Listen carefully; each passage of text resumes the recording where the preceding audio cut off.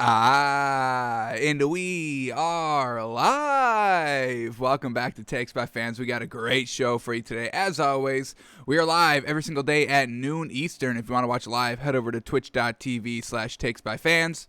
If you want to watch but not live, head over to our YouTube channel, Takes by Fans. We post all of our shows and clips of the show there on a daily basis. And if you just want to listen, we are on podcasting apps, Spotify, Apple Podcasts, Google Podcasts, iHeartRadio. So however you want to watch or listen, we've got you covered multiple ways. All right, today's a big Monday. We just had week 5 in the NFL last night. We had a London game early morning, 9:30 a.m. That slid right into the ones. That slid right into the fours. That slid right into that 8 o'clock Bills Chiefs. And the Bills are the real deal, folks. Who would have thought, right? Who thought the Bills weren't going to win that game? Am I right, y'all? Damn, who was saying that the Chiefs were going to win, and that the Bills always get out to these kind of slow starts offensively, and they never close the door? And who was saying that the Chiefs and Andy Reid and Patrick Mahomes would walk through that door if you left it wide open? Who would say something like that? Are we right, folks? Jeez. But yeah, you got to give it up to the Bills. That was a real performance out there, and we will definitely see them increase in our power rankings when we update that tomorrow. Got to see what the Ravens and the Colts do tonight, and then we will update our power rankings. But shout out to the Bills. Absolutely well done. Josh Allen played good. His completion percentage was all right. But he got it done, scoring touchdowns when he needed to, taking advantage of the turnovers, and they got it done. So give credit to that Bills winning on the road, and they are the real deal officially. By Takes by Fans, we will seal them as the real deal team, folks. So, got to break down all that action from yesterday, everything that we saw right from the early morning right till late at night. So, going to be breaking down every single game today on the show, and we'll see and talk about the Monday night's game, see where the spread is at, and give our kind of final conclusions and our final pick on that, given on what we've seen yesterday, and see if we have to tweak anything. So, let's just jump right into it, folks. And the first game up is that London game, folks. Jets and Falcons in London, and Robert Saleh, rookie head coach, rookie quarterback, getting out to a slow start there for the Jets. I mean, they really could not move the ball offensively in the first half. First drive 3 and out, second drive 3 and out, second drive interception, third drive they go on a big 16-play, 64-yard, 7-minute, 43-second drive that results into a field goal, and that's all they did in the first half, and they go down in halftime, down 20-3. And then the Falcons have trouble kind of scoring in the second half. Their drives in the second half are a 5-play, 15-yard punting drive. Second drive out of halftime, they fumble the ball. Third drive, 8-play, 37 yards, they have to punt. And then they find themselves down 20-17. But then Matt Ryan puts it all to bed and goes on a nice 9-play, 80-yard touchdown drive to make it a 2-possession game. And at that point, there's only about 2 minutes, 20 seconds left, and there's just not enough time to come back. And Matt Ryan and the Falcons hang on in London. Very well done. And, he didn't have his big weapon of Calvin Ridley, but they utilized Kyle Pitts a lot, and we got to give credit to Arthur Smith here. We could give him a little bit of a free pass coaching, wise. They weren't the best. They started, 0-3, and now they've won the last 2 games. So we'll see if this Atlanta team is starting to get on track here. I believe they had the bye next week because they were at London this week.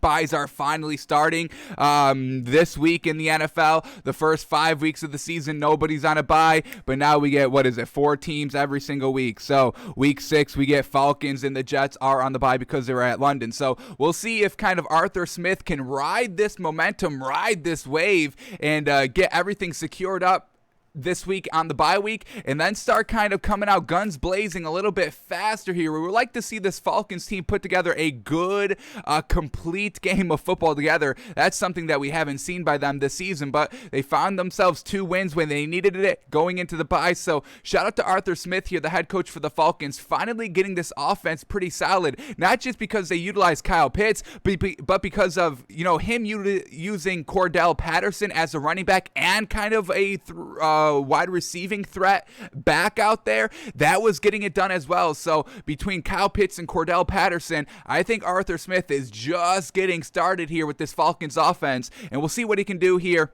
in this bye week to kind of shore everything up. And we'll get Calvin Ridley back hopefully as well after the bye, which is just another dimension of the offense, another piece out here, because this Falcons team really could be elite if Matt Ryan, gets it together and kind of starts playing consistently, a little bit more consistently, than he did last week in London. Nothing really great in the second half besides kind of the game sealing drive, so we'll give him that. But, Matt Ryan, Cordell Patterson, Kyle Pitts, and Calvin Ridley, I think that's a decent squad if you're scheming it right. And so far, these last 2 weeks, Arthur Smith has been kind of getting it better. And, once again, we can take things in stride. It's still early on in the season, folks. I mean, we're 5 weeks into the season, with this extra game and all that. There's no real cause for concern or true cause to panic for some of these kind of 2-3, maybe even 1-4 teams. You've got your kind of, feeding you're feeding underneath you, and now you're just starting to build upon that. So shout out to this Falcons team. Let's break down what these players were doing. So here we go. Matt Ryan goes 33 of 45. What do we got there? We got a nice 73% completion percentage for 342 yards, airing it out as well. 2 touchdowns, no picks, no turnovers there. You got to love it. And nobody fumbled. So pretty turnover. Or no, they did fumble a lot. That's what I thought they did. Hayden Hurst, 2 fumbles, and he lost 1. And then Mike Davis, the running back, yikes, he lost a fumble as well. Let's see where these turnovers were. So we have a fumble in the second quarter, resulting into the 3 points there for the Jets. Then in the second half, they fumble again in Jets territory at the 24-yard line. So Mike Davis not getting it done there in the clutch. And then what do we got? We got one more fumble somewhere. That's it. Only the 2 lost fumbles. So, and luckily for their second fumble, the Jets don't take any advantage of that, and they have to go 3 and out. So, 2 fumbles there, 2 turnovers at some costly time, but the Falcons hold on for that 7-point win. Very well done. And they were -3 there for this game, so they cover the spread as well. So, we thought the Jets +3 was good value, but the kind of the leadership in the maturity that Matt Ryan has is just a quarterback that has played in this league kind of showed out here, going across, to a different country, going across the pond there. It really just does take maturity. And, Zack Wilson, Robert Saleh, 2 rookies that don't know. They've never played a full NFL season, and they definitely never played in a game overseas at their respective positions. So I think that's kind of why the Falcons were favored a little bit, and Matt Ryan proved it on that kind of final drive that they have. They go and make it a 10-point game, and there's not any time left to come back for the Jets. So that's where Matt Ryan's expertise comes from a little bit. But he had a nice game out here. Cordell Patterson threw 1 ball. Incomplete. But Cordell Patterson, 14 carries, 54 yards. Mike Davis, 13 carries, 53 yards and a touchdown. So that's what we like as well. Running back by committee right here. And, focusing on the run game heavily right here. 27 rushes here by running backs. And now that's what we're talking about with Arthur Smith. So it seems like they're starting to get this offense figured out a little bit. And that could potentially be dangerous because we just saw the emergence of Kyle Pitts. Finally, we've been waiting for this man to finally show out, the big, strong, fast tight end out here. Kyle Pitts, leading receiver, 9 receptions for 119 yards and a touchdown. And then as well as Cordell Patterson, like we've been talking about, utilizing him in the run and the pass game. 7 receptions for 60 yards, and he was the second leading receiver here for this Falcons team. Like we said, no Calvin Ridley, so they're utilizing their other weapons, which is fantastic. We got Tajay Sharp, 4 receptions, 53 yards. Hayden Hurst, 4 receptions, 40 yards and a touchdown. Lee Smith, 3 receptions, 30 yards. And then Olamide Zaccheaus, 2 receptions for 20 yards. So Matt Ryan truly spreading the ball all over the field here. Yes, your number 1 weapon is not there, but that didn't affect Matt Ryan. So this was a nice day offensively here for the Falcons. We know these last 2 wins have been against, the Giants and the Jets here for this Falcons team, correct? Is that who they just beat in week 4? The Giants? Who do we got? Oh, Man, what were they, who was their 2 wins? They lost week 4. Atlanta lost week 4 against Washington. When then they beat the Giants week 3. That's right. So they won, lost, won. So let's see if this kind of offense can get back on track here as the bye week progresses, and they can kind of start, hitting it out of the gate. I mean, they're 2-3. What's the division looking like? Is it anything big out here? Let me see if I can bring this up. Here we go.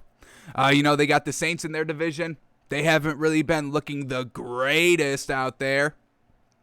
They are last in their division. Obviously, the Tampa Bay Buccaneers, the Carolina Panthers are looking like they're floundering. So the Falcons, they could potentially put a run together right here after the bye week. Let's see how Arthur Smith utilizes it, and let's see how their offense kind of continues to grow here. Hopefully, it does. Because I don't want to bail on Matt Ryan at this point. I mean, he just passed 8th all time in all-time throwing yards. I mean, how crazy is that? Passing yards. So let's see what this man can do. Try to get back to the Super Bowl, and they've got some pieces to do it. So they're finding ways to win games. You gotta love it. All right, now let's talk about this Jets team. Once again, I mean, the NFL.com is not putting Zack Wilson's stats up here on the site. I don't know what that is. I don't know if they don't know that they're not on the site, but here we are, another week of them hiding Zack Wilson's stats. So let's see why. Here we go. Zack Wilson goes 19 of 32. 59% completion percentage. Now we know why they're hiding his stats actively. They don't want to kind of disrespect the rookie out here. He had no touchdown and an interception. Truly unfortunate. Let's see where this interception came. It came in the second quarter, and it resulted into a Falcons fumble, which resulted into 3 points for the Jets. So overall, Zack Wilson's interception was probably one of the best plays of the day. It resulted in some points. Gotta give him some credit there. So Zack Wilson on the road here in London, not the best game, and kind of the same thing that we just saw last week. Probably should have lost against the Titans, but he kind of goes big and hits some big plays, and everybody forgets kind of just the overall lackluster performance. And once again, we get another lackluster performance here. 59% completion percentage, 192 yards, nothing solid there, nothing great there, no touchdown and interception. So Zack Wilson, not truly showing out here as, the best rookie quarterback so far. The running game never really got going either. Rookie Michael Carter, 10 carries for 38 yards. He scored a touchdown, which was good, but just nothing great. And let's see who Zack Wilson was throwing to. Corey Davis, was his leading receiver. No surprise there. 4 receptions, but only for 45 yards. Keelan Cole, 2 receptions for 38 yards. Denzel Mims, 2 receptions for 33 yards. Jamison Crowder, 4 receptions for 24 yards. And then Ty Johnson, 2 receptions for 22 yards. And their running back, Michael Carter, 3 receptions for 20 yards. So Zack Wilson spreading the ball around, which was great, really kind of giving the ball decently to everybody. Corey Davis only had 7 targets, Keelan Cole 3 targets, Denzel Mims 3 targets, Jamison Crowder 6 targets, Ty Johnson 3 targets, Michael Carter 3 targets. So truly spreading the ball around. Unfortunately, they couldn't move the ball down the field in the first half, and then it was just a little bit too late when the offense started to click a little bit. So Jets lose in London 27-20, and both these teams are going on the bye. So we'll see which team focuses in, truly cleans up everything that they've been seeing, what is wrong with this team through the first 5 weeks, and let's see if they can hit the ground running out of the gate after the bye week. So I'm kind of very curious to see the Falcons team play next. Unfortunately, we have to wait another week, but hopefully they can get this team together, folks. This kind of offensive roster is a little bit too better on paper than what they've been showing out there on the field. So Matt Ryan slings the ball for 342 yards. Kyle Pitts into the game. Cordell Patterson finally getting out, figured it out there offensively, run and passing wise. So we'll see how it goes for the rest of the season for this Falcons team. But a solid building block, I would say, for this Falcons team heading into the bye week. 2-1 over the last 3 weeks. Pretty solid there. Alrighty, the next game up here is the Lions at the Vikings, and man, oh man, classic game right here by everybody, right? Lions had the lead, and then they lose with a game-winning field goal by the opposing team, and the Lions lose in classic fashion. The Vikings just okay the entire game, costly mistakes at the worst time, costly turnovers like we see this Vikings team all over the place, but they win close, they lose lose close, they win close. The yards are there, the stats are there, but they have two crucial turnovers like we know this Vikings team usually has with their quarterback Kirk Cousins and usually Dalvin Cook, but I believe Alexander Madison was like, hang on, all right, I'm the running back here, so I have to create the turnover. I got you. I got the game plan. I get it. So close game here. Another heartbreaking loss here for this Lions team, where we're going to hear from Dan Campbell, at the end of this breakdown, but let's talk about what happened. So here we go. Both starting pretty solid here, scoring field goals, but then the Lions fumble the ball, and then the Vikings score another field goal. But once again, settling for field goals here. There's always something not great. This Vikings team always underperforms, not settling for field goals and not getting touchdowns, causing those costly turnovers. We can point them out right here. They're up at halftime, only 13-6, so it's not a big lead. And then in the third quarter, we get an interception as they're driving at the Detroit Lions 23-yard line. So now the game is still close. Luckily for the Vikings, the Lions offense is still lackluster. They're going, 3 and out, 4 and out every single possession.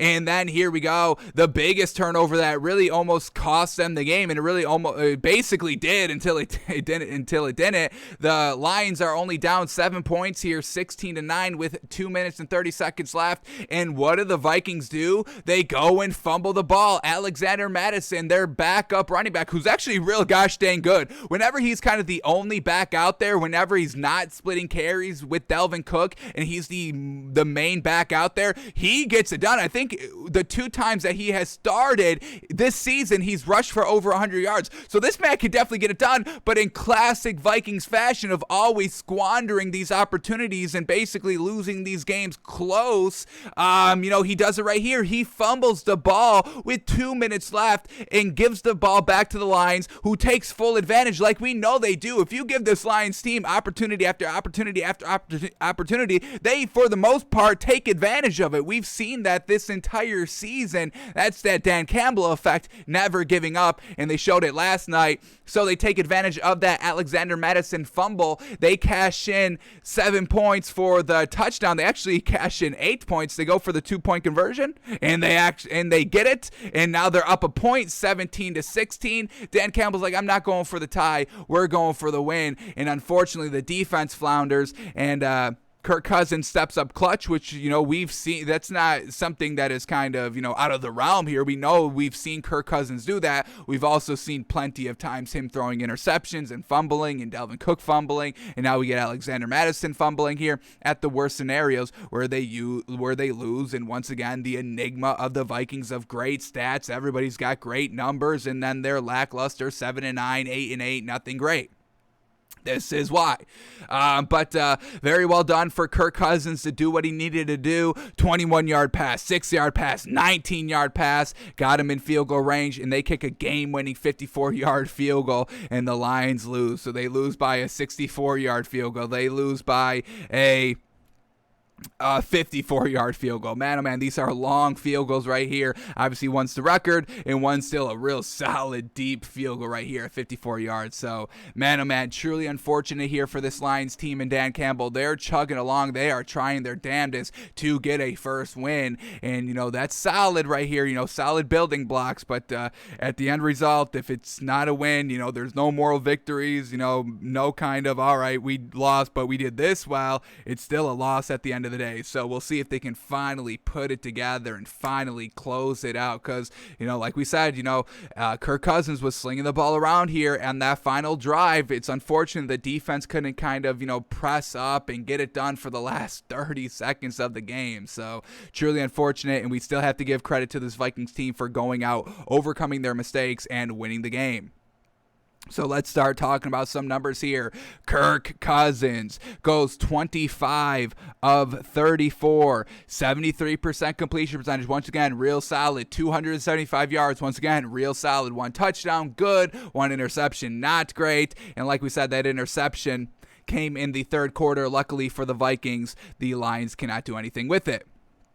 But overall, once again, solid numbers right here. It only put up 19 points, though. Once again, the enigma, just looking at those numbers right there, you would probably say about like 24 plus points. But we only get 19, and 3 of them came on the very last play of the game. So we're looking at about 16 points, which last week they put up 7 for the entire game once again. So this is a good victory for the Vikings. I don't know if it's anything that, it surprises us. I don't think this kind of game changes our opinion of what the Vikings are overall, which is we still don't know. It's wild, folks. This is the only team that has this. They put up consistently good numbers, and if you just look at their numbers that they put up, you would be like, yeah, they probably win the majority of the games. They probably get deep in the playoffs every single season, and maybe even considered as Super Bowl contenders. That's what you get when you just look at these pure numbers by the Vikings,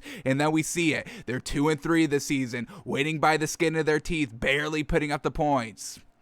I don't know, Vikings fans. I don't know how y'all put up with it. I truly don't. I would be going insane with these stats compared to my record.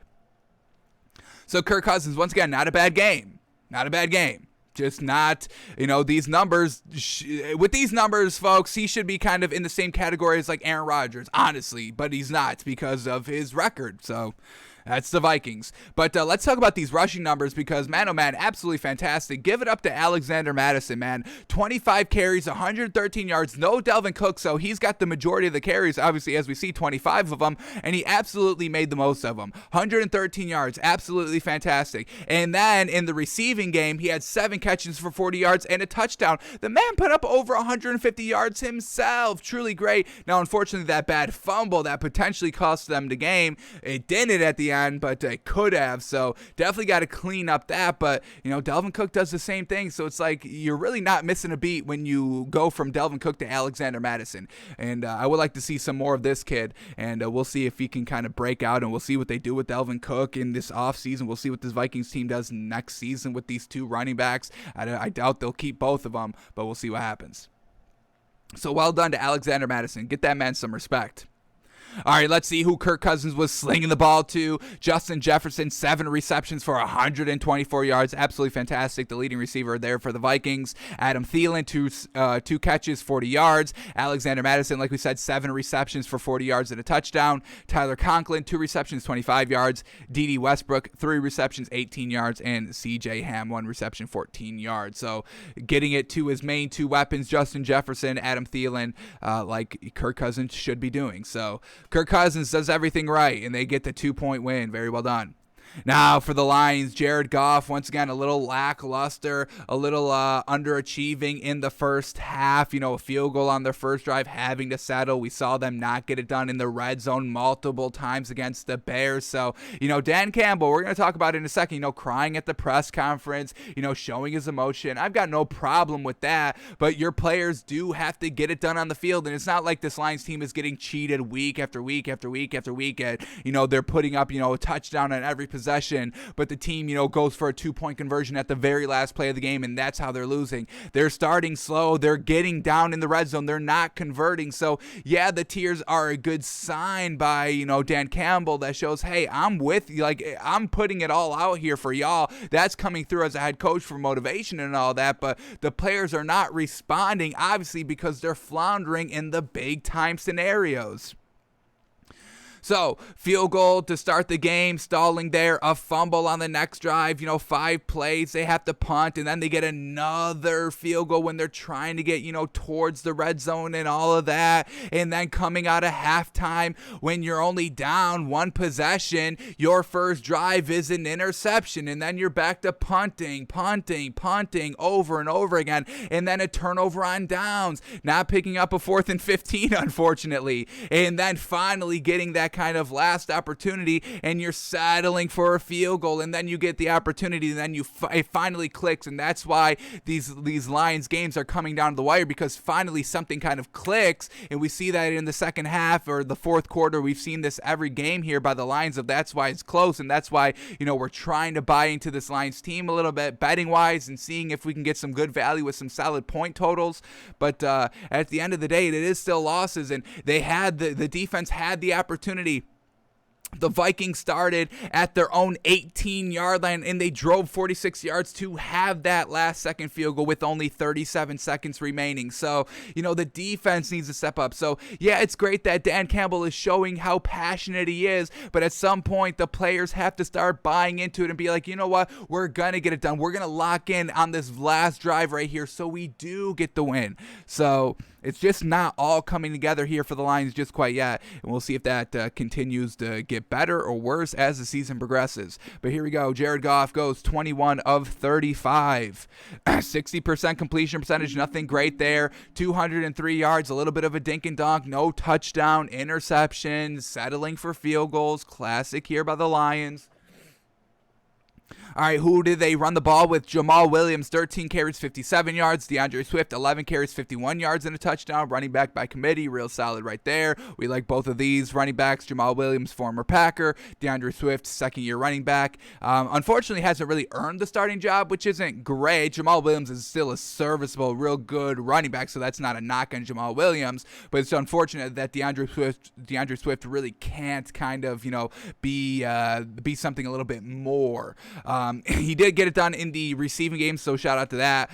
Leading receiver here for the Lions, Amon-Ra St. Brown, 7 receptions, 65 yards. And then we do have DeAndre Swift, 6 catches for 53 yards.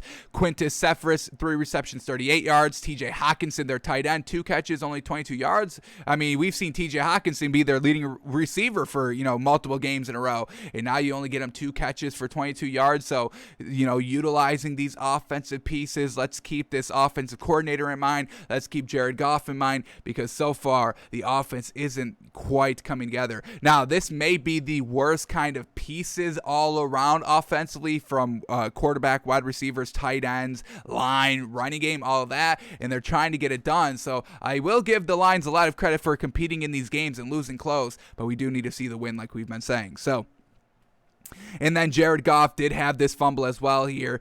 He did fumble here on the second drive. So once again, it's just Jared Goff. And now we kind of see why Sean McVay got rid of, Jared Goff, because he's not clutch. He doesn't get it done. He struggles in the red zone. He turns the ball over. It's just not the level of quarterback play needed to win a championship. And we saw that at full display when he got to the Super Bowl and put up like 6 points. We've seen it. So, Jared Goff, same old Jared Goff. Lions still losing close. Truly unfortunate, heartbreaking, and we definitely see that after the game when Dan Campbell, breaks down here in the press conference. And I've got no problem. You're a competitor. We hear Dan Campbell all the time. He loves this sport. Obviously, he loves these guys all around him. Obviously, he just wants to win. We see that, and it just all came out there after that heartbreaking loss again 2 weeks in a row with those field goals, truly killing this Lions team. So Dan Campbell shows some emotion here, crying after the game, but there are other coaches out here. The Vikings coach showing real emotion out here. Mike Zimmer and Kirk Cousins after the game getting fired up, shoving each other back and forth, holding each other,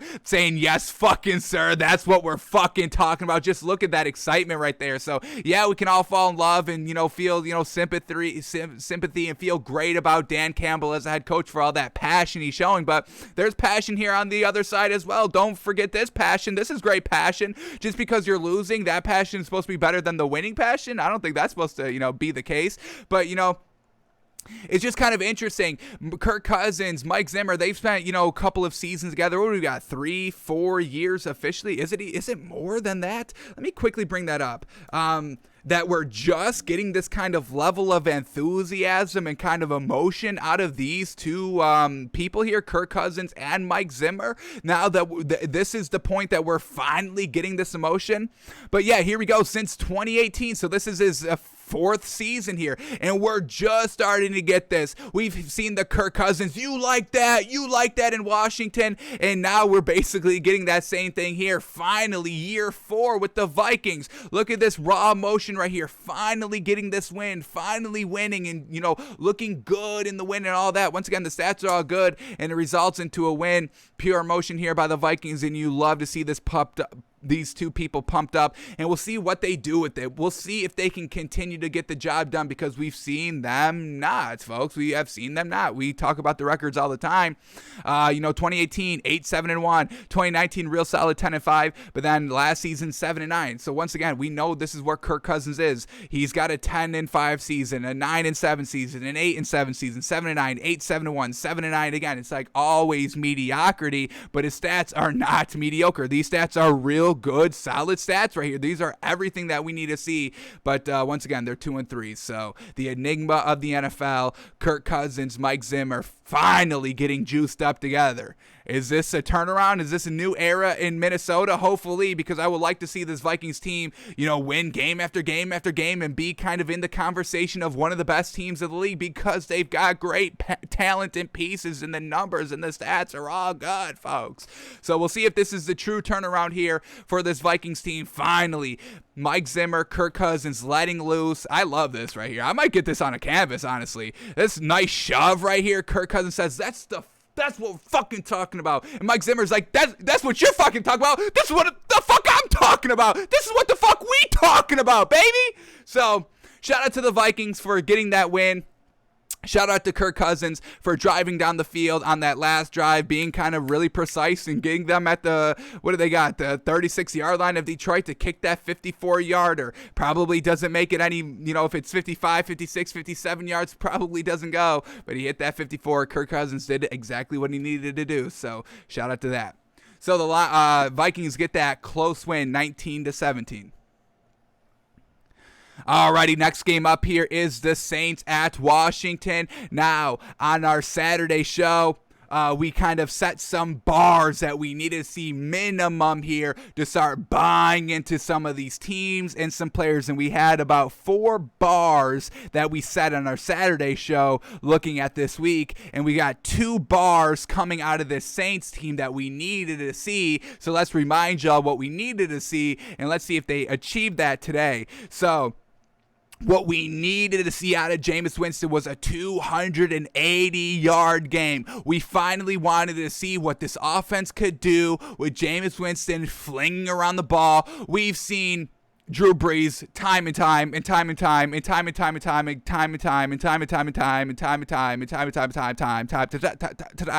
and time and time over and over and over again, go for more than 280 yards. That's not out of the realm of a Sean Payton offense. But so far this season, Jameis Winston has been super lackluster in the passing yards. The most was last week with like 220. So we wanted to see something just great and explosive out of Jameis Winston. So that was our bar, at least 280 yards. We didn't care about anything else. We just wanted to see the yards there. And then we also wanted to see Marquez Calloway, really their kind of number one wide receiver at this point when Michael Thomas is still out. We wanted to see him get a lot of action, and we wanted to see him get at least 8 targets, because we've seen the hookup of Jameis Winston and Marquez Calloway over and over and over and over and over and over again. Not as much as we've seen Drew Brees throw for more than 280 yards. But, we wanted to see Marquez Calloway get involved in this offense with at least 8 targets. So when we break down these stats, let's see if we get those.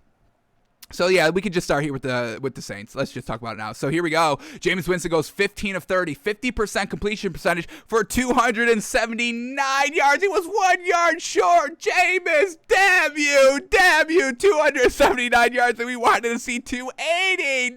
1 yard short. He had 4 touchdowns, 1 interception. The interception came on their first drive of the game. The Washington gets 7 points out of it. But what does Jameis Winston do? He goes down to Deontay Harris for 72 yards on the following drive to erase that interception. Well done. And then what does Jameis Winston do? He fumbles on the next drive. And then what does Jameis Winston do? He leads the team on a 6-play, 60-yard touchdown drive. So turnover by Jameis, touchdown. Turnover by Jameis, touchdown. And they're tied 13-13.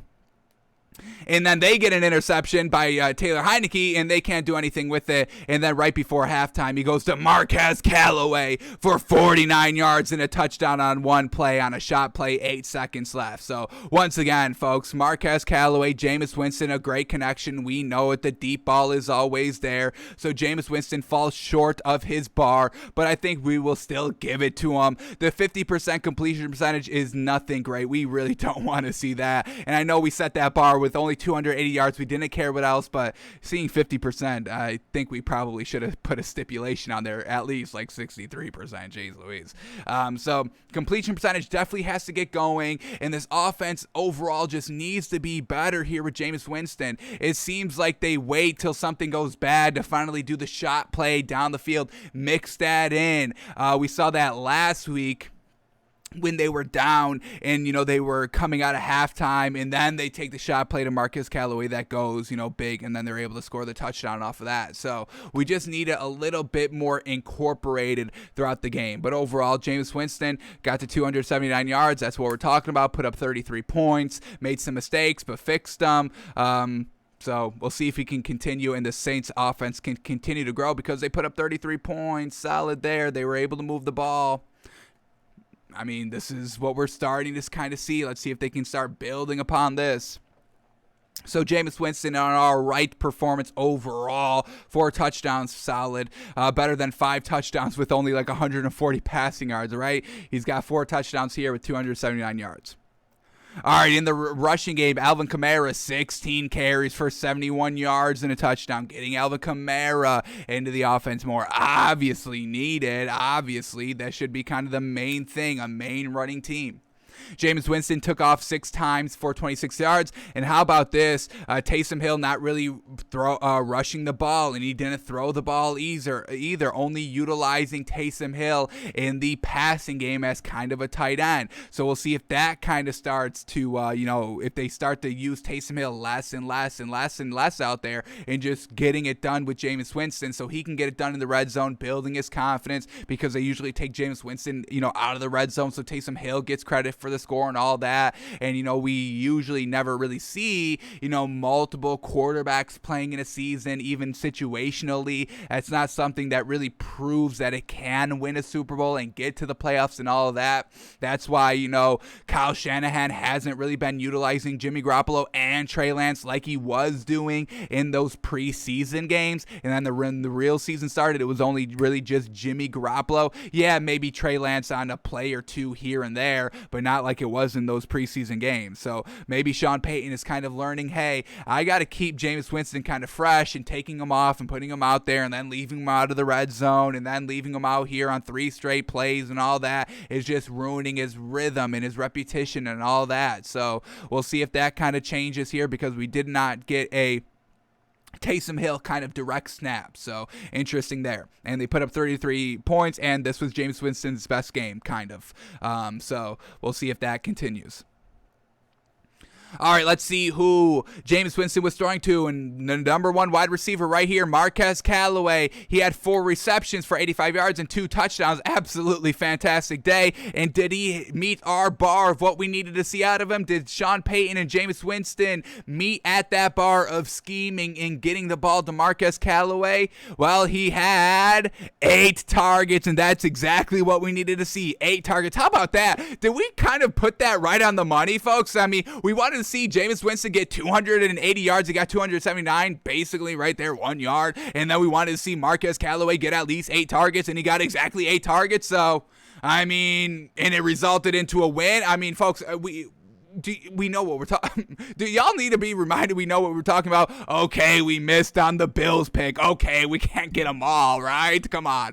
But yeah, this one right here, I mean, basically predicted it to a T. Exactly what we wanted to see. We basically exactly saw, and it resulted into a win. That's why we wanted to see those things, because we kind of know this is what the Saints need to do to kind of win the game, and they win the game. So if you want to give us the credit, we'll take it. We're not demanding it. Not yet. We will maybe a little bit later, but we digress. So Marquez Calloway meeting the bar. Jameis Winston right under the bar, but basically meeting the bar. All right, then we have Deontay Harris, 1 catch, 72 yards, 1 touchdown, bingo, bango. We know Jameis Winston has the deep ball accuracy. We always know that's great. We just watched that last week in our film study. That's why we said you can't go to Taysom Hill and all that, because he doesn't have the big arm. Alvin Kamara, 5 catches for 51 yards. He had a touchdown as well. Adam Troutman, 2 receptions, 43 yards. Kenny Stills, 2 receptions, 17 yards. And then Taysom Hill, 1 catch for 11 yards.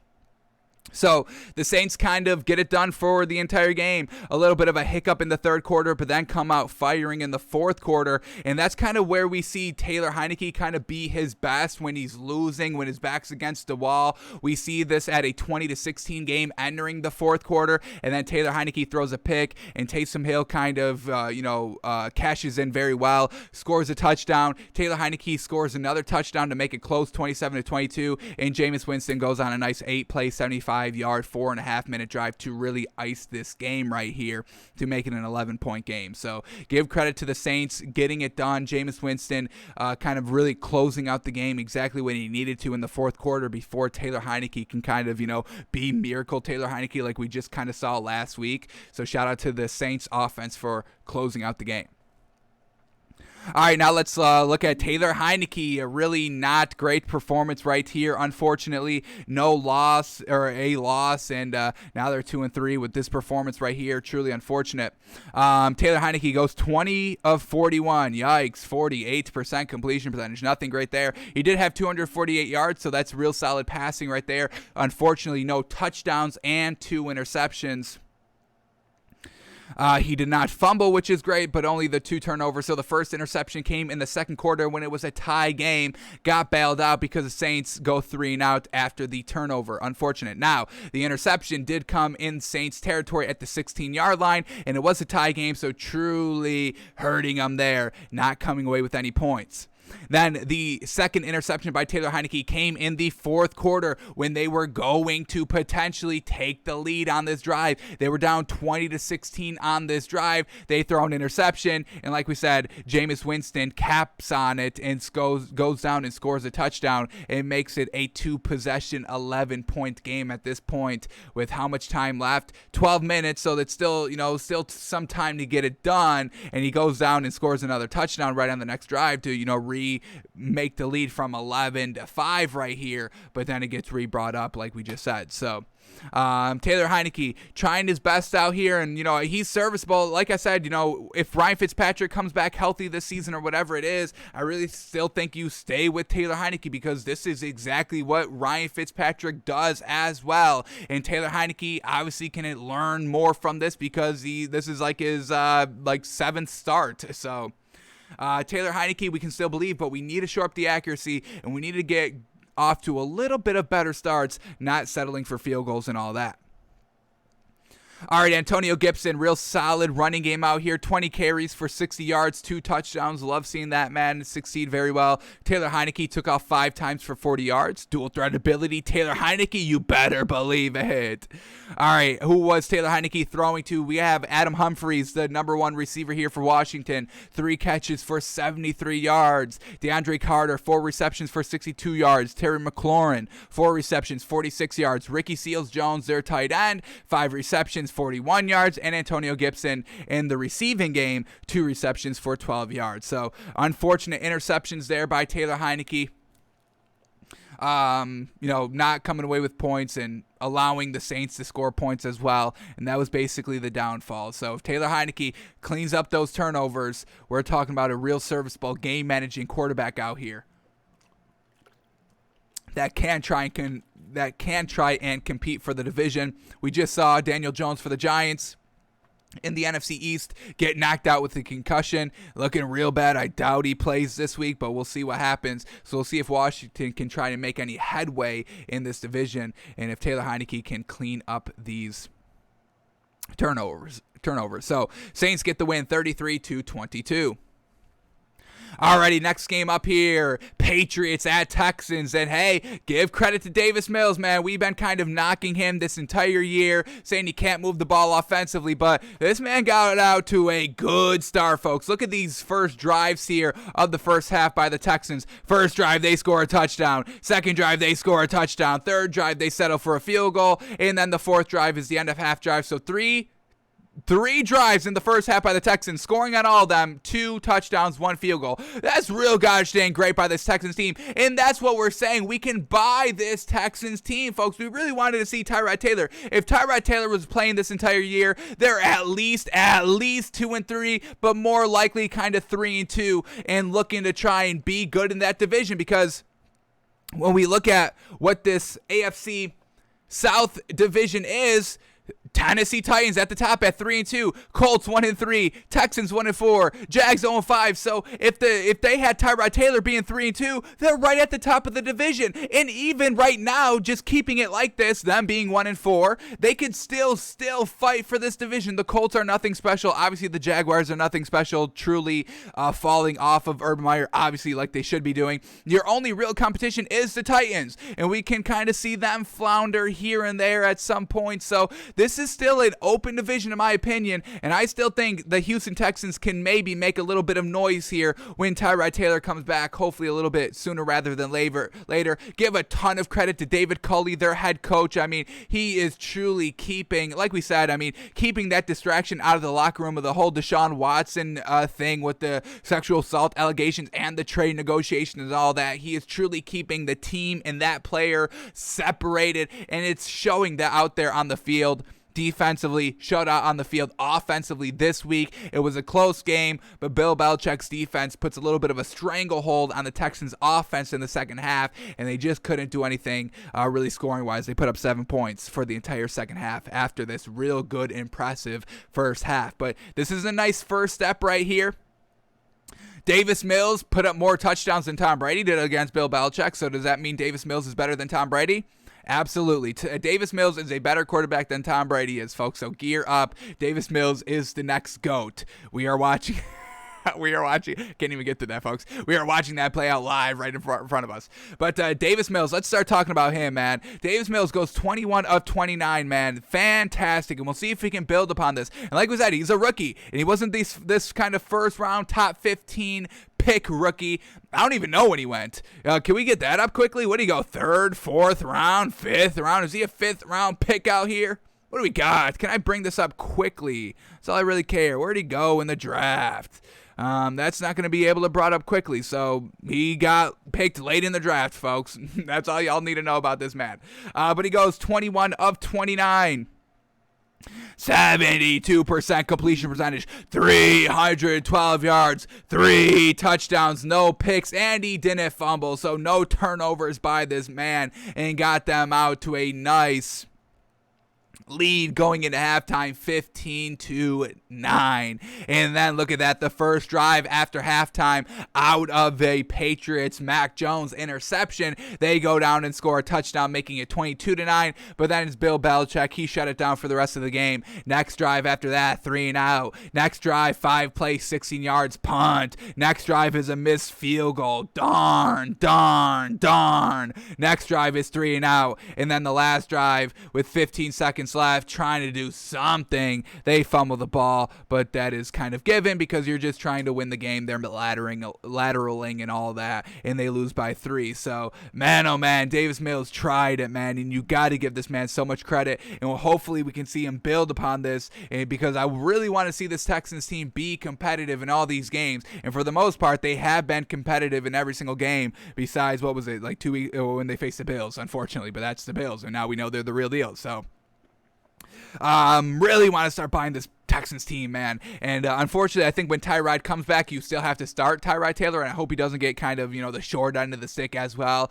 You get taken out, and then we start a rookie, and we started a rookie, we really can't go back to you because we're going ahead with the future of the franchise. We can't go back to you, unfortunate. So hopefully Tyrod Taylor doesn't get the short end of the stick again, having to get taken out, replaced by a rookie, and not getting that chance to kind of get back in. So hopefully that doesn't happen, but we'll see what David Culley decides to do here.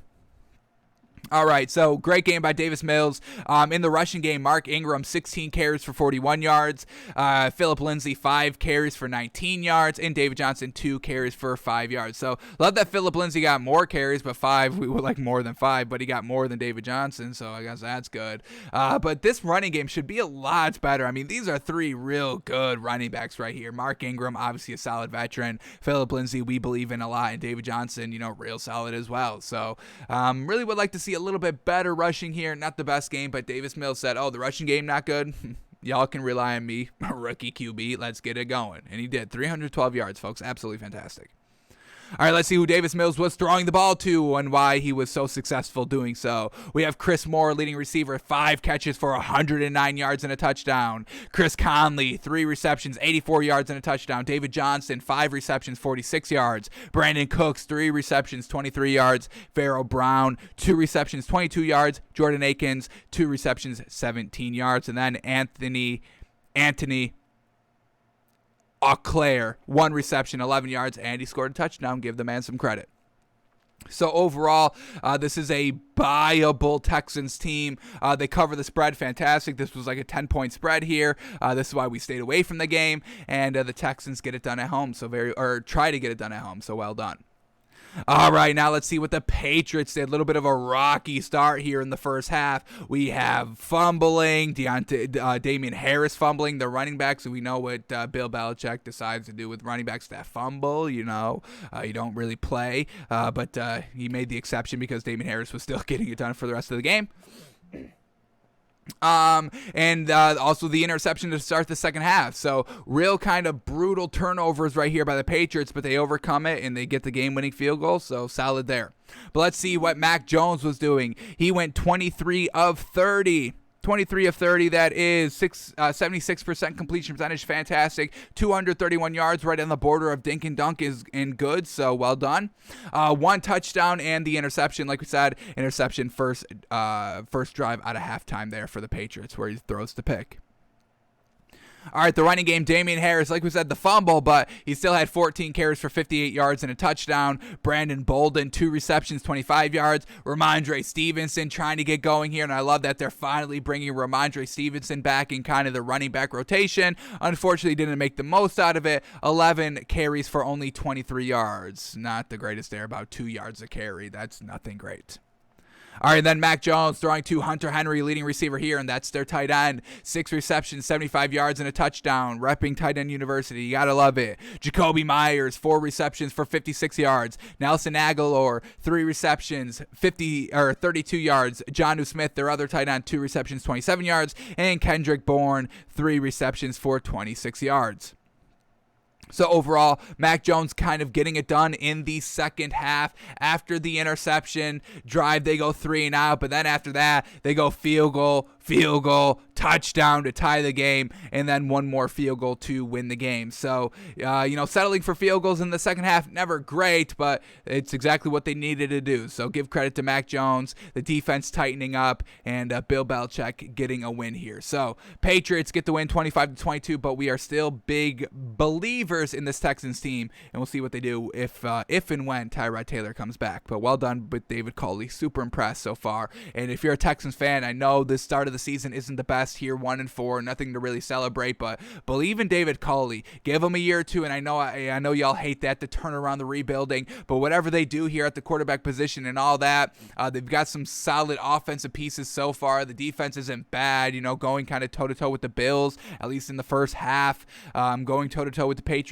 here. Some good glimpses right here, and I do believe that y'all should trust and believe in David Culley to turn this team around. Give it this year, give it maybe next year, and now we're talking about 2023.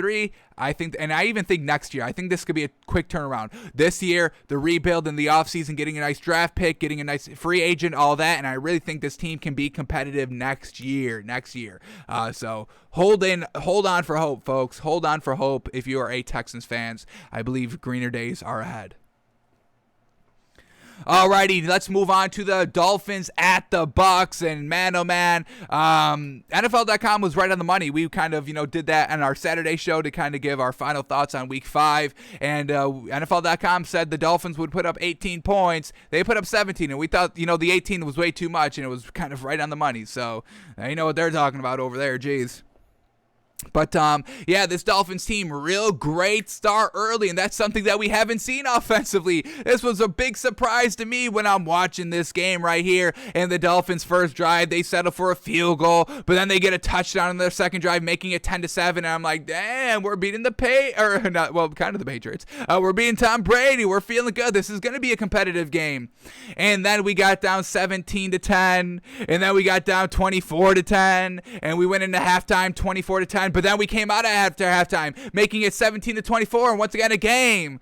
And then we got down 31-17, and then 38-17, and then an interception by us results into a touchdown, and then that's the final score, 45-17. So good start offensively here for the Dolphins, and we got Tua coming back next week. Hopefully we can build upon this because this offense should be a lot better. Jacoby Brissett is definitely worse than Tua, in my opinion. Tua's leaps and bounds ahead, obviously. So we'll see if he can turn this team around. The defense truly having trouble, but it's Tom Brady. And we knew that Tom Brady was going to take out his lackluster performance against Bill Belichick in that highly anticipated game, Patriots, Bucks.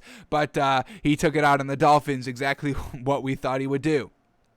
So Tom Brady goes 30 of 41, folks, for 411 yards, 5 touchdowns, no turnovers. Truly kind of flawless quarterback play out here by Tom Brady for the entire game. Going to do Antonio Brown over and over and over again, Mike Evans, all of his great receivers, and the Dolphins had absolutely no answer to all of it in the second half. So 30 of 41, we get 70. Nope, I did that wrong. 30 of 41, we get 73% completion percentage. Fantastic for 411 yards, 5 touchdowns. Absolutely masterclass here by Tom Brady. Definitely what he wanted to do against Bill Belichick, but he took it out here on the Dolphins. All right, the running game here by the Bucs. Leonard Fournette, 12 carries for 67 yards and a touchdown. He's been proving real solid. He's definitely a lot better than he was last season. They were using Ronald Jones heavy last season, but this season they're switching it up and giving all the carries to Leonard Fournette. So, man, oh man, give that man some credit. Then we had Giovanni Bernard, 4 carries for 21 yards. Love that he's kind of getting on the Super Bowl mix team. Giovanni Bernard was the running back with Andy Dalton in those Cincinnati Bengals days, and we know how lackluster overall they were in the win department, in the good playoff win department. So I'm glad that Giovanni Bernard is having some success here. He was always a solid running back with Andy Dalton. Just unfortunately, Andy Dalton can never lead him to the promised land. So I'm glad that he's getting some nice burn here with this Patriots team and is experiencing winning. And is going to try and get a chip this season, so we'll see. And then we have Ronald Jones, 5 carries for 21 yards as well. All right, Tom Brady, who is he throwing the ball to? Antonio Brown, leading receiver, 7 receptions for 124 yards, 2 touchdowns. Mike Evans, 6 receptions for 113 yards, 2 touchdowns. Obviously, they're the best 2 receivers that he has, and Tom Brady was going to him, and these Dolphins cornerbacks and Byron Jones and Xavier Howard could not lock it down the entire game. Antonio Brown, 8 targets, 7 receptions. Mike Evans, 8 targets, 6 receptions. No breakup, no pass deflections, nothing like that. It's just Tom Brady being inaccurate miraculously. And Tony Romo was calling this game, and he put it exactly right, folks. It's just you have to hope Tom Brady, something goes wrong. That's all it is. Whatever you do, if it's great coverage, if it's great defense, if it's great kind of sleight of hand of, hey, we're showing this, but we're doing this, Tom Brady knows. Of course he knows. It just has to be, it slipped out of his hand as the ball was coming out, or the receiver lost the ball in the sunlight, or the receiver just literally dropped it. It was right in his hands, but he just dropped it. Just luck, miraculous miracles happening that results in not a completion. Because Tom Brady, he's too good. He's seen everything. He knows everything. He will get it done. So Tony Romo put it exactly that. If you're the Dolphins, if you're somebody facing this Bucs team, you just have to hope a mistake is made. That's all there is. It doesn't matter what you do. You just have to hope for the mistake, and there was really no mistakes last week or yesterday for this Bucs team. So flawless game by Brady. They put up 45 points, blow out the Dolphins, and our offense obviously could not keep up with what Tom Brady does, because that's amazing offense. And on the other side is Jacoby Brissett. I'm not going to use any adjective to describe Jacoby Brissett. I will leave that up to y'all. But yeah, he's not Tom Brady. I guess we can leave it at that. So Jacoby Brissett, like I said, I'll give him a little credit for starting out the game good. Touchdown drive, Field goal drive, first 2 drives, real solid. But then, just for the entire game, we know Jacoby Brissett is not good for an entire game. That's why he's not a starting quarterback. And that's why he's 50-50, not really kind of worse than 50-50 as a backup quarterback, because he does not put together a full game together. And on the road against this Bucs defense, I get it's hard, but the NFL is hard. I mean, you've got to step up. I mean, next man up mentality. Tua goes down. Jacoby Brissett, you're the guy, and you're still not getting it done. Truly unfortunate. You're not like Gardner Minshew, who was kind of the backup there, that it was like everybody's clamoring to see Gardner Minshew out there for a team. Nobody's clamoring for Jacoby Brissett. Rightfully so. Unfortunate. I get it.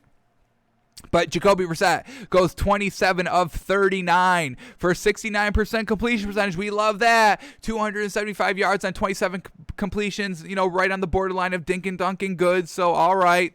2 touchdowns and an interception, though. Let's see where this interception came. I believe he did fumble. Did he lose his fumble? He did lose his fumble as well.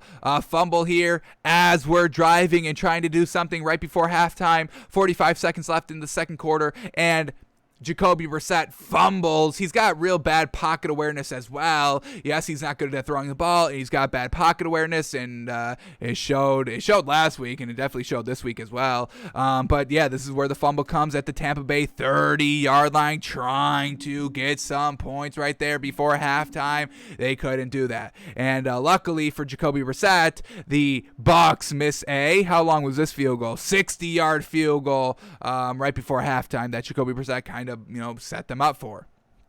So that was his fumble. And then his interception came here. Game's already over at this point. They're down 38-17 with 10 minutes left in the fourth quarter, and he throws a pick. So at least he didn't do it in the beginning. At least it was a little competitive, and it gave Finns fans some hope, so I guess. But I know we're all glad that Tua is back. Well, most of us, because I see how y'all talk about Tua. We don't agree. Not at all, but we'll keep going here.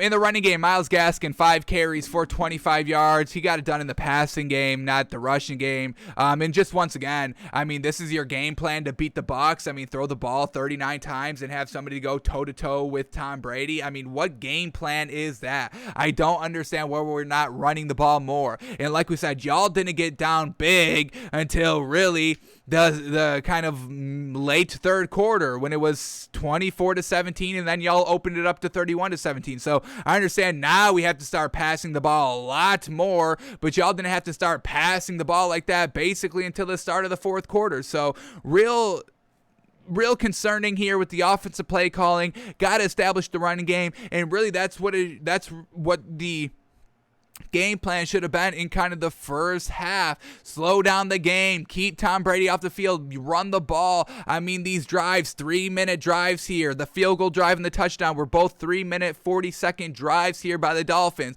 That's not really eating up that much time right here. So really would have liked to see the running game get off to a better start, or just a better game all around, and from start to finish, heavy running game. We didn't get that. I know Myles Gaskin isn't the best, and this Dolphins offensive line isn't the best, but at some point, I mean, what we've been doing so far, which is passing the ball a lot with Jacoby Brissett, it's not working, and we're continuing to do so. So it's just not working. Dolphins 1-4. Truly unfortunate. So the running game was basically non-existent with the Dolphins, and then Jacoby Brissett in the passing game, leading receiver here, and we didn't have Devontae Parker, so he was out as well, and Jalen Waddle is truly floundering. I mean, this man is dropping everything, man. He is Jamar Chase. Who would have thought that Jalen Waddle being real solid in the preseason games, Jamar Chase dropping everything, then now Jalen Waddle's dropping everything, and Jamar Chase is looking like not the best rookie in the league, but the best wide receiver in the entire league. So, man, oh man. Truly unfortunate there. Like I said, we didn't really love the Jalen Waddle pick. We shaved our beard on draft night because we chose Jalen Waddle. We were like, we really wanted Devonte Smith. Jamar Chase wasn't there for the taking. We wanted Devonte Smith. I'll let y'all decide. Right? But here we go. Jacoby Brissett, leading receiver here for the Dolphins. Myles Gaskin, 10 receptions for 74 yards and 2 touchdowns. I mean, the running back targeted 10 times. Jacoby Brissett, dink and dunk. I mean, I get we don't have the best receivers here, but that's why we should be rushing the ball more. You know what we're saying? Jeez.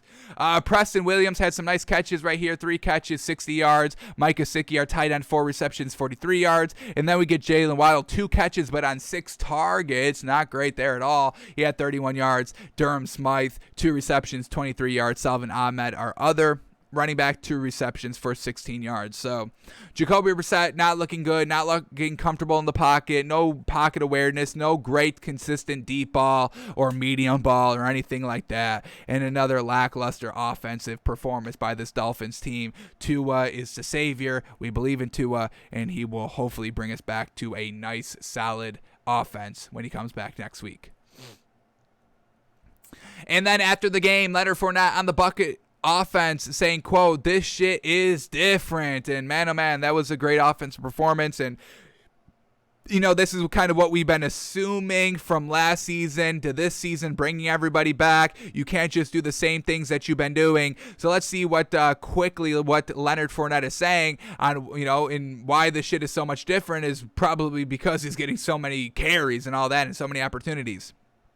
But let's quickly see what Leonard Fournette is saying about this Bucs offense. So here we go. Sunday's blowout Sunday's blowout win underscored every which way the Bucs offense can win. Tampa scored on its first 4 possessions with a lone missed 60-yard field goal attempt, keeping them from a perfect half slate. When Brady is humming like Sunday, there is no slowing down the Tampa Bay's offense. Quote here by Leonard Fournette, "We kind of got that monkey off our back." It's so funny that you say that. Prior to that third quarter, Richard Sherman came up to me and said, "Man, I've never been a part of a team with so much talent." And I'm telling him, like, and excuse my language, but this shit is different. At any time you have multiple, what can I say, Hall of Fame player, Pro Bowl players all over the field, not to mention that we're missing Gronk, you know what I mean? This whole team as a unit, we can do a lot. We came out focused, put our minds together, understand the game plan, and stay focused on the course. So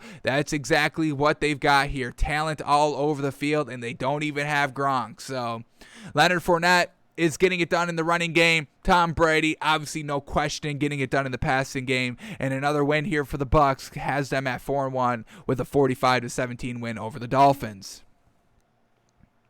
Alrighty, next game up here is the Packers at the Bengals, and we all know what happened to this game, right? Miss kick after miss kick after miss kick after miss kick after miss kick. And we told y'all we love the Bengals +3 this week. We took it. It was our bonus pick here. And, you know, they lose by 3, but it really should have hit because they had multiple attempts to hit a game-winning field goal. Where are all these missed field goals coming from in the fourth quarter? Packers go down, 2 minutes, 16 seconds left, miss a 36-yard field goal. Then the Bengals go down with 26 seconds left to miss a 57-yard field goal. Then the Packers go down and miss with 3 seconds left a 51-yard field goal. And then in overtime, the Packers go down and miss a 40-yard field goal. And then the Bengals go down and miss a 49-yard field goal. And then finally, they put us all out of our misery right here. And finally, Mason Crosby gets his shit together and drills a 49-yard field goal. So the Bengals, multiple opportunities to win this game and, covering the +3 and all that. Unfortunately, they don't. That's how betting goes, and that's why we have a 99% guarantee because the Bengals should have won this game multiple times. They don't. They don't even cover the spread. It's a push, but that's why, that's what happens. Classic sports, classic gambling. This is the case right here. That should have hit multiple times. It didn't, and you don't even win. You push at best. So still stick by that Bengals +3 pick. Still stick by this Bengals offense in general. So let's start talking about what happened. So here we go. We can start here with the Packers and Aaron Rodgers, and he got off to a shaky start throwing that interception, and we've seen Aaron Rodgers, once he throws that kind of first half interception, we could potentially see another one. He didn't follow it up with an interception and kind of pulled himself back out, but a slower start here with this Packers offense, and that's what we're saying. You know, on the road, they're not always as buttoned up as they are at home, and the Bengals get out to a 7-0 start. Aaron Rodgers answers. They missed the extra point as well. A lot of missed extra points as well throughout the entire league. If you're on Twitter, I'm sure you've seen them all and heard about it and all that. I want to say like 12 missed extra points just yesterday. How crazy. So a close back and forth game, big touchdowns, big shot plays, all that, and we have ourselves a game 16-14 Packers going into halftime. And then after halftime, the Packers start to build up the lead a little bit, settling for field goals, unfortunately, leaving the door open for the Bengals. Once again, they take that advantage and they tie up the game, and that's when we get all the field goals. After 22-22 tie, everybody's missing field goals. So well done with the Bengals and Joe Burrow to keep this game close and take those opportunities and keep up the pace offensively. And how crazy is this, folks? We said it. This Bengals offense, we broke down the numbers. Points, yards, passing yards, rushing yards. It was literally all the same here between the Packers and the Bengals heading into this game. And this game was tied 22-22, and everybody's missing field goals. So that tells you how evenly matched these two offenses are. Joe Burrow is getting it done at the same pace that Aaron Rodgers is. So we got to give Joe Burrow so much credit as a second-year quarterback right here, and this man is the real deal. So if you're a Bengals fan, y'all really do have a great one in Joe Burrow. All right, let's start here with the Packers since they won the game. Aaron Rodgers goes 27 of 39, which is 69% completion percentage. He aired it out for 344 yards, 2 touchdowns to pick. We told you all pick came on the second drive. Bengals went 3 and out after that. So Joe Burrow, Bengals offense, got to capitalize on some of these turnovers, but overall a still solid game by the Bengals. Running game here by the Packers. Aaron Jones, 14 carries for 103 yards. And then A.J. Dillon, 8 carries for 30 yards. So fantastic rushing game here. Big offense passing on the ground here by the Packers. And who was Aaron Rodgers throwing to? Well, we had Devonte Adams, leading receiver. 11 receptions. Are y'all ready for this? 206 yards. Jeez Louise. Bengals got to get some better cornerbacks. Devonte Adams torching this team kind of single-handedly. 206 yards. Jeez Louise. And then we had A.J. Dillon, 4 receptions, 49 yards. I mean, just look at that disparity. From the number one receiver here for the Packers, 206 yards. Second leading receiver, 49. I mean, the Bengals truly getting eaten alive by Devonte Adams. And we know that connection between him and Aaron Rodgers is one of the best in the league. Then we had Mercedes Lewis. I mean, Jeez Louise truly coming out of the woodwork here. Mercedes Lewis, 2 receptions, 34 yards. Randall Cobb, 2 receptions, 30 yards. And they're able to get it all done. Alrighty.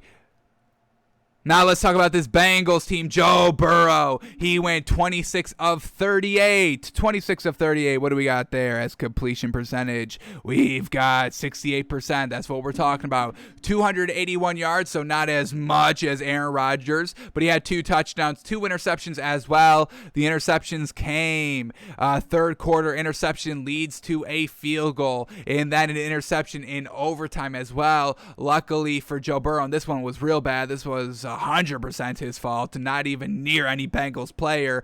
And luckily for Joe Burrow and the Bengals, they missed the 40-yard field goal off that interception in overtime, giving them another chance. Unfortunately, they missed their field goal as well. So Joe Burrow's interception gives up 3 points and potentially a game-winning field goal in overtime. Running back by committee here with the Bengals, Samaje Perine, 11 carries for 59 yards, and then Joe Mixon, 10 carries for 33 yards, 1 touchdown. And we kind of knew heading into this game, Joe Mixon was a little bit of a game-time decision, and he didn't have the greatest game out there. Joe Burrow takes off 3 times for 11 yards.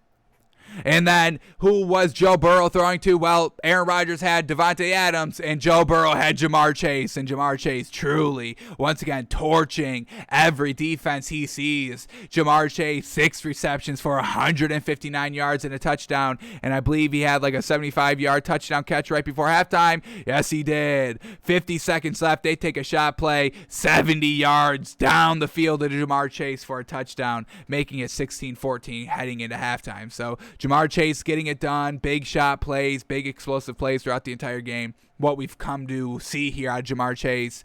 I think he's got like 6 touchdowns now, just looking truly great out there. T. Higgins, second leading receiver here for the Bengals, 5 catches for 32 yards. Tyler Boyd, 4 receptions, 24 yards. Samaj Pirin, 4 receptions, 24 yards, and a touchdown. And then their tight end, C.J. Uzma, 2 receptions, 16 yards. So Joe Burrow doing his thing to go toe-to-toe with Aaron Rodgers. Unfortunately, the kicker, man. Kickers, making this one truly an interesting one. But the Packers come away with the win 25-22. Alrighty, next game up here is the Broncos and the Steelers in another game that we set a bar at. We wanted to see this Steelers team put up 25 points at least minimum. We saw, the numbers of Big Ben and Najee Harris in the run and the passing game respectively, and they were still real solid. It's not like Big Ben, his arm is bad and all that. It's still a good arm, and they were still putting up, 290, 300 yards in some of these games, and Najee Harris was getting 100 yards between the run and the pass for multiple games in a row. So it wasn't the problem moving the ball, it was just a problem scoring the ball here, and that's why we set a bar here for the Steelers for us to kind of start rebuying into them, scoring at least 25 points, and they put up 27 points and win the game. So fantastic here for the Steelers. We can buy them a little bit heading into week 6, and as we progress through our kind of weekly cycle here of breaking everything down truly in depth, we'll see how much we can buy the Steelers. But they put up 25 points, absolutely fantastic, or more than 25 points, absolutely fantastic. They put up 27 points, they win the game 27-19 over the Broncos. But let's see what happened here and why the Broncos kind of came up a little short. So first drive, they go 3 and out. Second drive, they have to settle for a field goal coming off of a turnover, not the greatest. Then they're back to 3 and out. Then they're back to scoring another field goal, and they put up 6 points in the first half on the road. Then in the second half, they come out firing with a touchdown, fantastic, making it 13-24, and then another touchdown, making it 19-24. But then unfortunately, Teddy Bridgewater on a potentially game-tying drive down 27-19. Teddy Bridgewater throws an interception on 4th and goal from the 3-yard line. So Teddy Bridgewater not being able to truly clutch it up, settling for field goals a couple of times, and just not getting it done. So we'll go a little bit more in depth in our Wednesday film study to look at Teddy Bridgewater, because when we look at the stats, 24 of 38 here for 288 yards, 2 touchdowns. That interception, truly unfortunate. We'll look at where that came in a second. But Teddy Bridgewater goes 24 of 38. Let me do the math right this time. 24 of 38, only 63% completion percentage, right on kind of that lower end of what we like to see out of quarterbacks, and only put up 19 points here on the road. So we'll see, was he dinking and dunking? He had 24 completions for 288 yards, so it seems like he's airing it out, but on these kind of stall drives where they have to settle for field goals, why couldn't they get it done in the red zone on the final drive of the game to kind of tie it up? We'll go a little bit deeper on Wednesday during our film study show, but overall not bad here by Teddy Bridgewater. Now let's see where this interception came from. We talked about it right on the 4th down on the very last drive of the game. So trying to take a shot right there. Unfortunately, it's picked, so not bad by this Broncos team overall. All right, in the running game, Javonte Williams, 8 carries for 61 yards, and Melvin Gordon, 9 carries for 34 yards. So running back by committee, solid, serviceable right here. Having Teddy Bridgewater throw the ball 38 times, a little bit much right there. Probably can rely on the running game a little bit more, but that's not what the game called for, and they didn't do that, and they lose by 1 score. All right, let's see who Teddy Bridgewater was throwing the ball to. Cortland Sutton, leading receiver here for the Broncos, 7 receptions for 120 yards and a touchdown. Tim Patrick, 7 receptions, 89 yards. Then we have Kendall Hilton, 2 receptions, 25 yards and 1 touchdown. Javonte Williams, 3 receptions, 25 yards. And then Noah Fant, 3 receptions for 20 yards. So getting it to his playmakers, his wide receivers, and all that. Unfortunately, still losing the game here. And now for the Steelers, they put up the points, exactly what we wanted to see, but let's see how they did it. So here we go. Big Ben goes 15 of 25. 15 of 25, only 60% completion percentage. Basically what Josh Allen did, basically in everything. Yeah. 15 of 25, 253 yards, which is absolutely fantastic. 2 touchdowns, fantastic as well. Getting them out to a nice hot start on a nice 50-yard touchdown pass on the first drive of the game.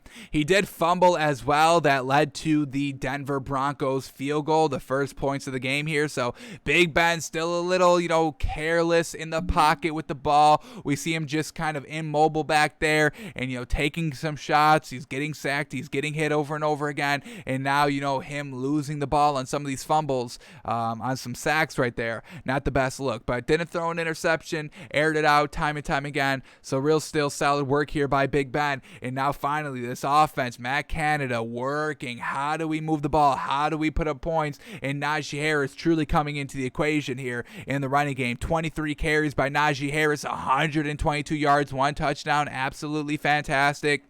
Now we had Benny Snell, 5 carries for 20 yards, but utilizing Najee Harris for 23 carries. That's what we want to see. Utilize him in a Derrick Henry-esque role, but, use him a little bit more in the passing game. The Titans rarely use Derrick Henry in the pass game, even though they could. Najee Harris a little bit better of a dual threat running back in the system. So this is what we want to see. 23 carries, 25 passes, real balanced offense right here. It put up 27 points. You love to see it.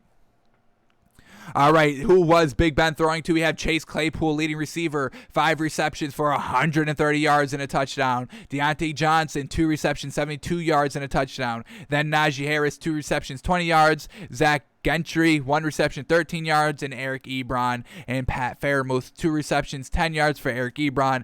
Pat Fairmouth, both tight ends right here, 2 receptions, 7 yards. So not going to his tight ends, just basically going to his deep down the field wide receivers that hit some big plays and letting Najee Harris do the rest. So some big shot plays by Big Ben, go big. Sets them up in some great positions, and they're able to win the game, and the defense kind of holds on the red zone on the goal line. So give credit to the Steelers defense for basically shutting out the game. But then we have Juju Smith-Schuster. Pretty much everybody's saying the season is over. Truly unfortunate right here. They didn't really utilize them last game. Obviously, we just told you he didn't even catch a ball real early on injury right here.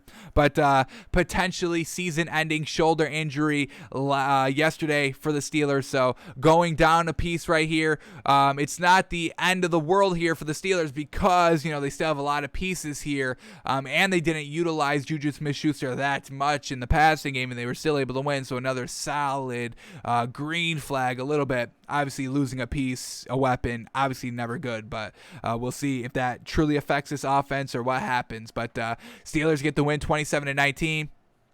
We can start buying the Steelers team a little bit more heading into the rest of the week, and we'll break it down a little bit more in depth on a Wednesday. But a good win here for the Steelers to get back on track, winning at home, fantastic, moving the ball, putting up points. So we'll see if they can build upon this. And like we said, folks, we're just heading into week 6. This is still early on in the season. There is no real true cause for concern to bail on these teams right here. Maybe you can bail on the Jags. I would kind of say that's all right to start bailing on. But for the most part of these teams that are 2-3 and all that, no true cause to panic here. Y'all can still get it together. It's not the end of the world. Still a long season to go, and everybody's still getting it figured out. And now this is where we're starting to get everybody to getting it figured out here, heading into week 6. This is when everybody should really be like, if they're the real deal, then they should be like, alrighty, let's start getting it consistent and all that. So next week is truly going to be a real good test for a lot of these kind of teams that are on the fence. Are they good? Are they not? And we'll see if the Steelers team is one of them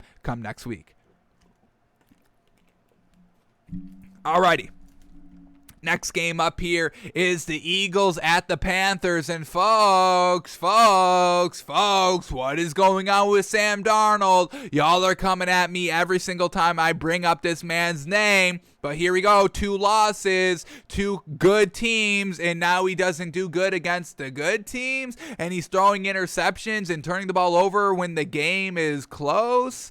Unfortunate here. And once again, he didn't have Christian McCaffrey in this game. I thought he was going to be a go here. Unfortunately, wasn't able to. And another game they lose without Christian McCaffrey. So that's what y'all knocked Teddy Bridgewater for last season, not winning the games, but they didn't have Christian McCaffrey. Now Sam Darnold not winning with Christian McCaffrey. And y'all are coming at me. What is going on? Because the Eagles come back and win from behind, and they take the 21-18 win over Carolina. And I thought this was going to be a big win for Carolina. But this Eagles defense holds. We know this Eagles defense is good. And the offense, it gets going late. But once it started, it didn't really stop. And it ended up getting the win. So shout out to the Eagles. But here we go. I mean, this Panthers team, I mean, they get out to a nice 13-3, 15-3 lead here. They take an official 15-6 lead in halftime. But once again, what have we been seeing? This Panthers team does not close the door. We had the Panthers not closing the door and the Bills not closing the door. One team has a real good quarterback and one doesn't. So one team was able to close the door against a good team this week, and one team left the door open again, and they truly paid the price right here. So let's just talk about, I mean, just look at this drive charts in the third quarter, folks. The Eagles, first drive at halftime, fumble. And what do the Panthers do with it? They go 3-and-out. And then on the following drive, the Eagles throw an interception. What do the Panthers do? They throw their own interception. So they're not taking advantage of turnovers. They're not scoring in the second half. They put up 1 field goal in the second half. That's it. That's all they did the entire half, and here we go on a game-winning drive right here. Down 3 at Carolina's 35-yard line. They're only down 3. They're in field goal position, basically. Obviously, you want to get a little bit more yardage right there to make it a little bit of an easier field goal. But what does Sam Darnold do? He throws an interception to ice the game. Once again, Sam Darnold is not it, folks. Not right now. I'm not saying this man can never be it, but can we get more than 1 to 2 to 3 good games against bad teams strung together before we truly start to take off on Sam Darnold? I mean, sheesh, we see this man every single week. In these last 2 weeks, he's truly floundering against good teams. And if you're floundering against good teams, newsflash, you're probably not good, folks. You have to start beating good teams. And Sam Darnold has not beaten anybody, and everybody's big on Sam Darnold. Have we been big on Sam Darnold? No. Have we been trashing him? No. We just have not been on him. And this is why we are not on him. Here it is. Not closing the door. Not getting it done off of turnovers. Throwing multiple picks when the game is close. The man has 5 interceptions over the last 2 weeks. And the last 2 weeks have been the Cowboys and the Eagles. Good teams, good defenses. So Sam Darnold, folks, y'all can keep loving him. That's fine. Y'all keep doing what y'all doing. I don't care what y'all do. But, us over here, Sam Darnold's not it. And, Matt Rule, made the big brain switch from Teddy Bridgewater to Sam Darnold. I'd take Teddy Bridgewater over Sam Darnold, I think, any day of the week, honestly. But that's just me. So let's start here with the Panthers and Sam Darnold, since we're here already trashing him. But he goes 21 of 37. 21 of 37. We've got 50. Is that right? 56% completion percentage. Let me do this one more time. Jeez Louise. Yeah, 56% completion percentage. Trash. 177 yards on 21 completions. Trash. Dink and dunk. 1 touchdown, 3 interceptions. Absolutely trash. So Sam Darnold here at home, when I really thought he would kind of get it done, ends up just being trash. First interception comes in the first quarter. Eagles go down and score a field goal, tying up the game. Second interception comes in when does the second interception come? Third quarter, after an Eagles interception, so not cashing in on turnovers. And then the last interception to potentially tie or win the game in good position here at Carolina's 34-yard line or 35-yard line and throws a pick when they're down 3. So we're definitely going to watch Sam Darnold on Wednesday in our film study to truly break him down. But man, oh man, what a lackluster performance at home. And I get no Christian McCaffrey, but geez, you can only win when you have the best dual threat running back in NFL history. That's the only way you can win. Newsflash, that doesn't make you a good quarterback in this league. I don't know who needs to hear that, but that's the facts right there, folks. So Sam Darnold truly trash last game. I've got no problems with calling this man trash these last 2 games. This is what we've seen out of him. When the competition gets tougher, like we know it does as the NFL season progresses, and as you try to win a Super Bowl, which, entails winning playoff games. The competition in the playoffs is tough, Sammy D, and so far, you're not stepping it up. So, unfortunate here.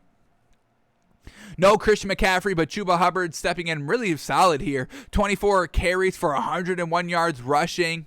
Let's see who Sam Darnold was throwing the ball to. We get DJ Moore, leading receiver for the Panthers, 5 receptions, 42 yards. Ian Thomas, 4 receptions, 40 yards. Chuba Hubbard, 5 receptions, 33 yards, trying to do his best Christian McCaffrey impersonation right there. Really solid. I'll give it to him.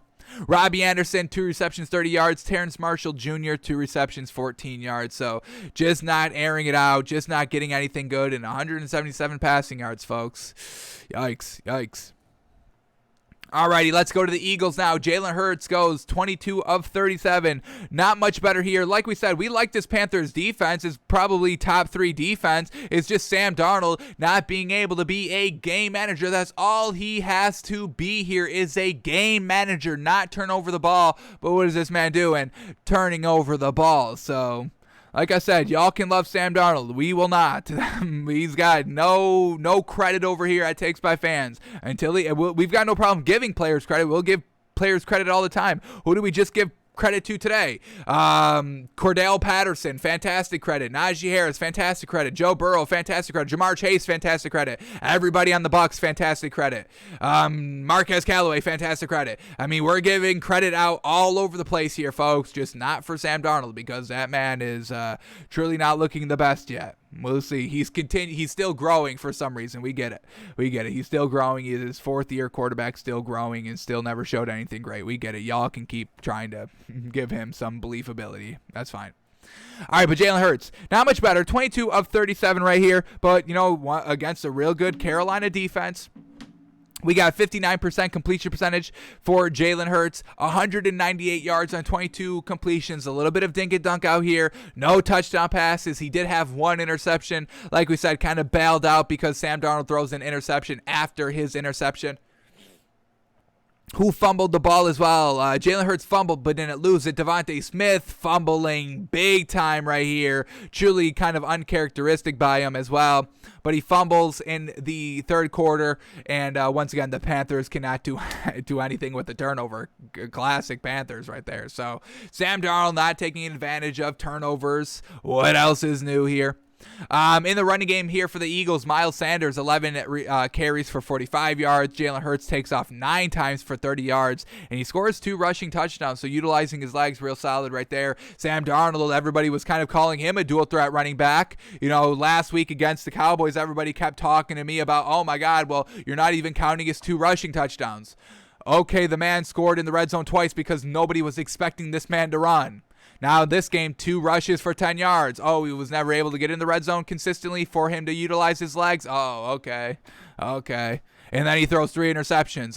Okay. Y'all keep loving Sam Darnold running the ball. I can't believe that was the hill y'all were dying on last week. Sam Darnold ran the ball 2 times, and then he had the 2 passing touchdowns, but they were in garbage time, folks. So I don't know.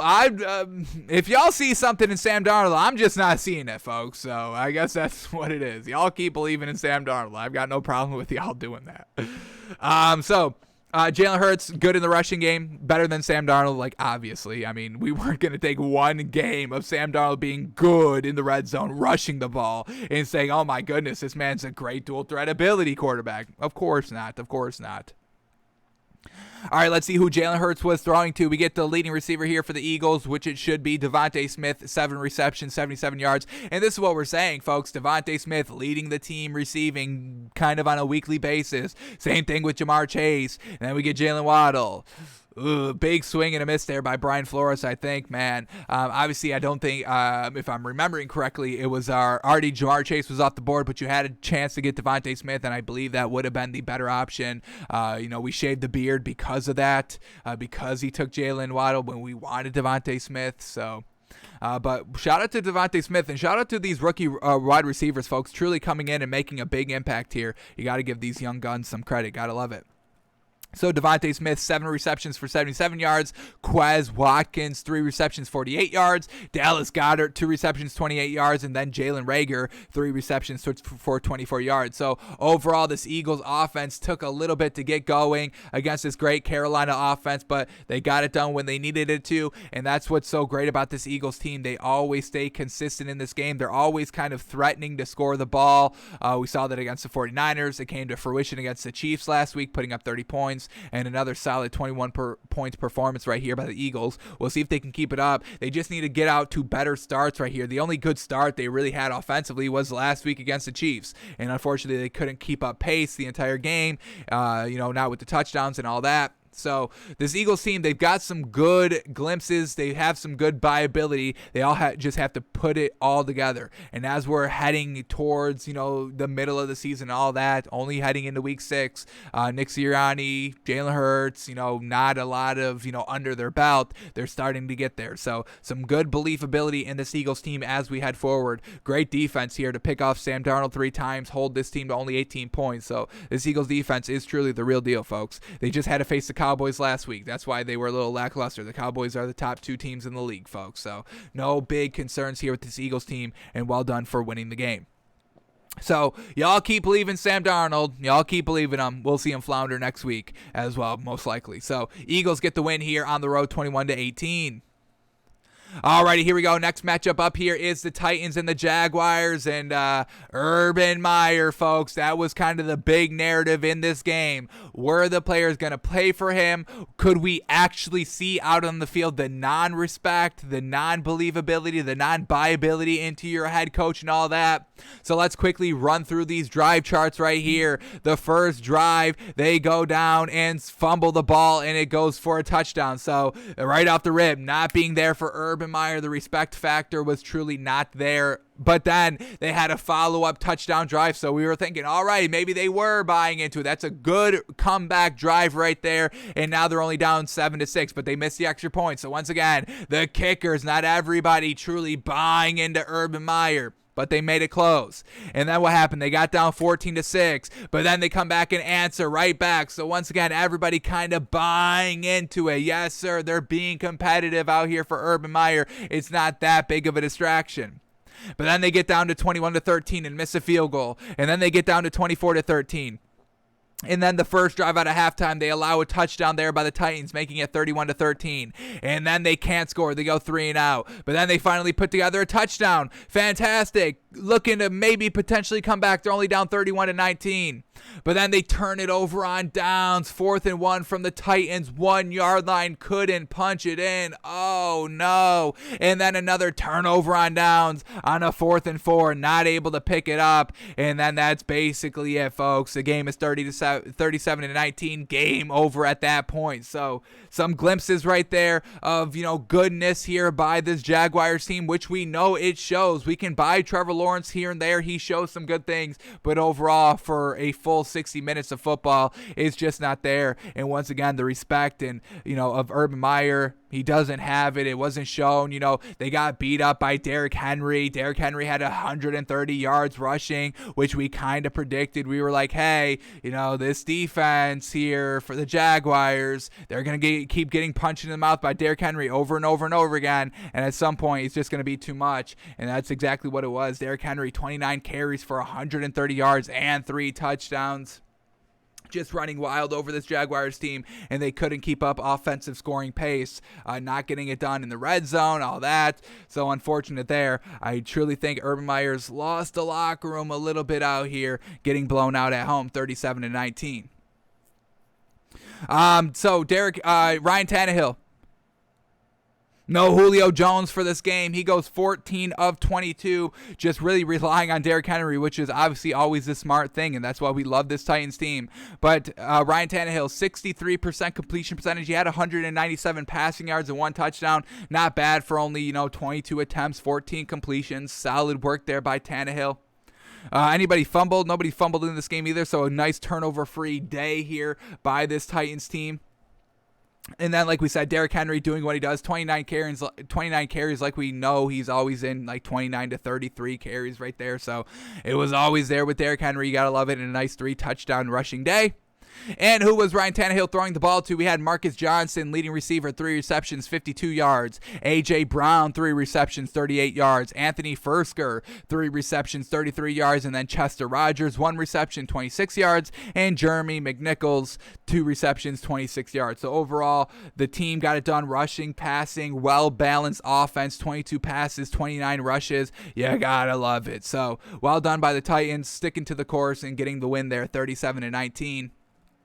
And then let's look at this Jaguars team and what they were doing offensively. So Trevor Lawrence goes 23 of 33.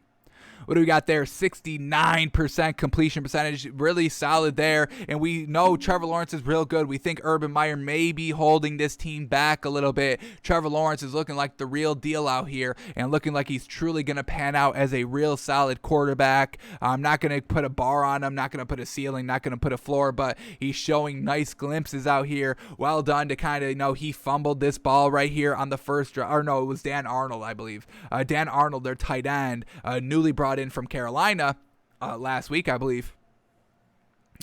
Fumbles on the first drive, but well done by Trevor Lawrence just to kind of shake it off and lead them down on a nice big 75-yard drive to kind of answer that. So we've seen nice glimpses by Trevor Lawrence. What are these highlights up here? We got every single throw by Trevor Lawrence.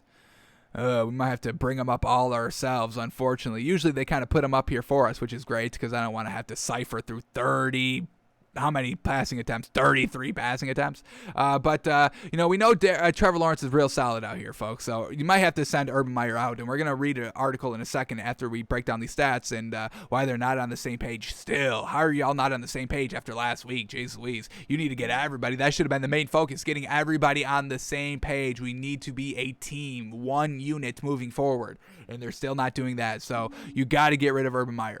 It's not Trevor Lawrence. So Trevor Lawrence, a really solid night, 69% completion percentage, 273 yards, 1 touchdown, 1 interception. Interception came at the very last drive of the game. So, the game was already over at this point, 37-19. He throws an interception on the last play of the game. That's what it is. So no interception really there. Everything else real solid. In the running department, James Robinson, 18 carries for 149 yards, 1 touchdown. And, once again, Urban Meyer drafting Travis Etienne when you've got a serviceable running back right here. Maybe not the smartest decision overall. Urban Meyer thought, he had it all figured out, and we all know he doesn't. Trevor Lawrence ran the ball 7 times for 28 yards and a touchdown. Solid there. And let's see who Trevor Lawrence was throwing the ball to. We get Dan Arnold, leading receiver here, 6 receptions for 64 yards, and he's a tight end. Then we have Laviska Shenault Jr., 1 catch for 58 yards. Tavon Austin, 5 catches for 54 yards. Jamal Agnew, 4 catches for 41 yards. Marvin Jones, 1 catch for 25 yards. Dare Ugun Bowale, 1 reception, 19 yards, and Luke Farrell, 1 catch for 13 yards. So spreading the ball around, everybody having real solid yards right here, and Trevor Lawrence just kind of getting the ball to the open man. You got to give the man credit. You got to fire Urban Meyer. And this is why right here, because they're not on the same page. Quarterback, head coach, not on the same page here. We get this quote here. We got some quotes. We got to just go over quickly. But here we are. They're not on the same page. We get a quote here by Trevor Lawrence. Quote, "We don't really talk about that losing streak. I don't think that's good to talk about. You can't get desperate." Trevor Lawrence, the quarterback, saying you can't get desperate. This is what he's saying. You can't get desperate. You've got to keep going to work. We're going to win some games. We're going to turn it around. And we all thought today was the day we're going to get that first win, and it wasn't. We didn't execute down the stretch, but we're going to figure it out. We're going to turn this thing around. It's going to be a lot of fun when we do. We want to win, all the guys. We've got so many hard workers. Everybody's so invested. It's not a team where you've got guys that aren't really committed or don't care. Well, Urban Meyer truly isn't committed and doesn't care. We know that. So Trevor Lawrence having to do kind of damage control here in the press conference, kind of lying a little bit when it's kind of actively open, known in the locker room, hey, we kind of know Urban Meyer's not with it. Yeah, he can say whatever he wants, but, his first decision here was not to get on the plane with us. So Trevor Lawrence saying the right things here. Trevor Lawrence, the rookie quarterback, saying the right things. Urban Meyer, let's read his quote because he's not on the same page. He's not saying the right things. So here we go. Remember how Trevor Lawrence said, hey, you can't get desperate? Well, this is what Urban Meyer says. Quote, pretty desperate for a win. The way they go to work each day, each week, desperate for a win. You can't worry about the past. You worry about the future. We've got to try to get a win. But yeah, they're desperate for a win. So Urban Meyer says, yeah, the guys are desperate for a win. But Trevor Lawrence says, hey, you can't get desperate. We're not desperate out here. It's going to come. We're going to get it turned around. Unfortunately, we thought it was this game, but it wasn't. But we're not desperate. Urban Meyer's like, no, they're desperate. Oh, no, they're desperate. I heard them on the plane back. They were all desperate. They were all telling me how desperate they were. He doesn't even know his own locker room. He doesn't even know his own starting quarterback. His starting quarterback is saying way better things than the head coach who has experience. He was a head coach in college, so he should know how to handle the media, but he still doesn't, and he's always making the wrong decisions. But Trevor Lawrence, young kid out here, not making the wrong choices, saying the right things, but Urban Meyer, a grown man, is still doing everything wrong. Trevor Lawrence, you can't get desperate. It's not a team where you've got guys that aren't committed or don't care. Everyone's all in, so it will come. And then Urban Meyer says, no, they're so desperate. And man, oh man, this team is so desperate, and they tell me all the time how desperate they are. And man, oh man, they just want to win so bad, and they're desperate for the win. Yeah, I would say they're desperate. Yeah, if you ask me, Urban Meyer, I've got a good gauge in the locker room. My guys are desperate for a win. Well, your own guy just told you he wasn't. So this team's not on the same page. And if it's between Trevor Lawrence and Urban Meyer, we've seen great things out of Trevor Lawrence so far this season. We've seen nothing even good, even okay. Like if you show me something and I'm like, yeah, it's kind of all right. I didn't even get that on Urban Meyer. Nothing. Everything I've seen on Urban Meyer is like, oh my God, that's the worst thing. Oh my God, that's the worst thing. Oh my God, how did he top that? That's the worst thing. He's literally topping him. He's topping himself, folks. He's topping himself. After every bad decision, he gets it worse and worse and worse, folks. I mean, sheesh. So one thing's got to go, and it shouldn't be Trevor Lawrence. So I'll let y'all decide who it should be. So that's Trevor Lawrence and Urban Meyer, folks. Not on the same page, but Trevor Lawrence is saying what you should be saying. So, alrighty. So that's Jags.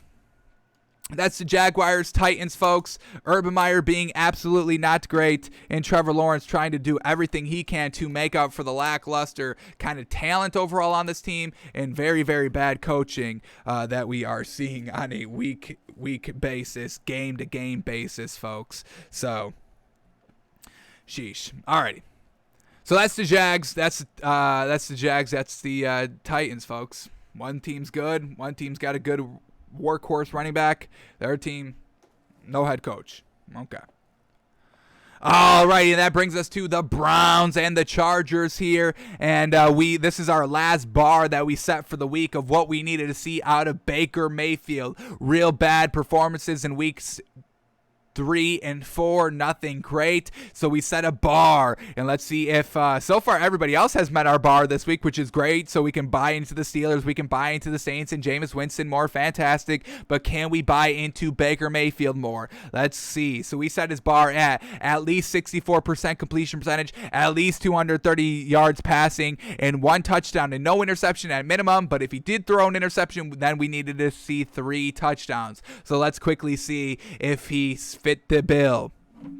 So Baker Mayfield goes 23 of 32, which is officially 71% completion percentage. Now we're back. This is the Baker Mayfield we know. So check mark on the completion percent.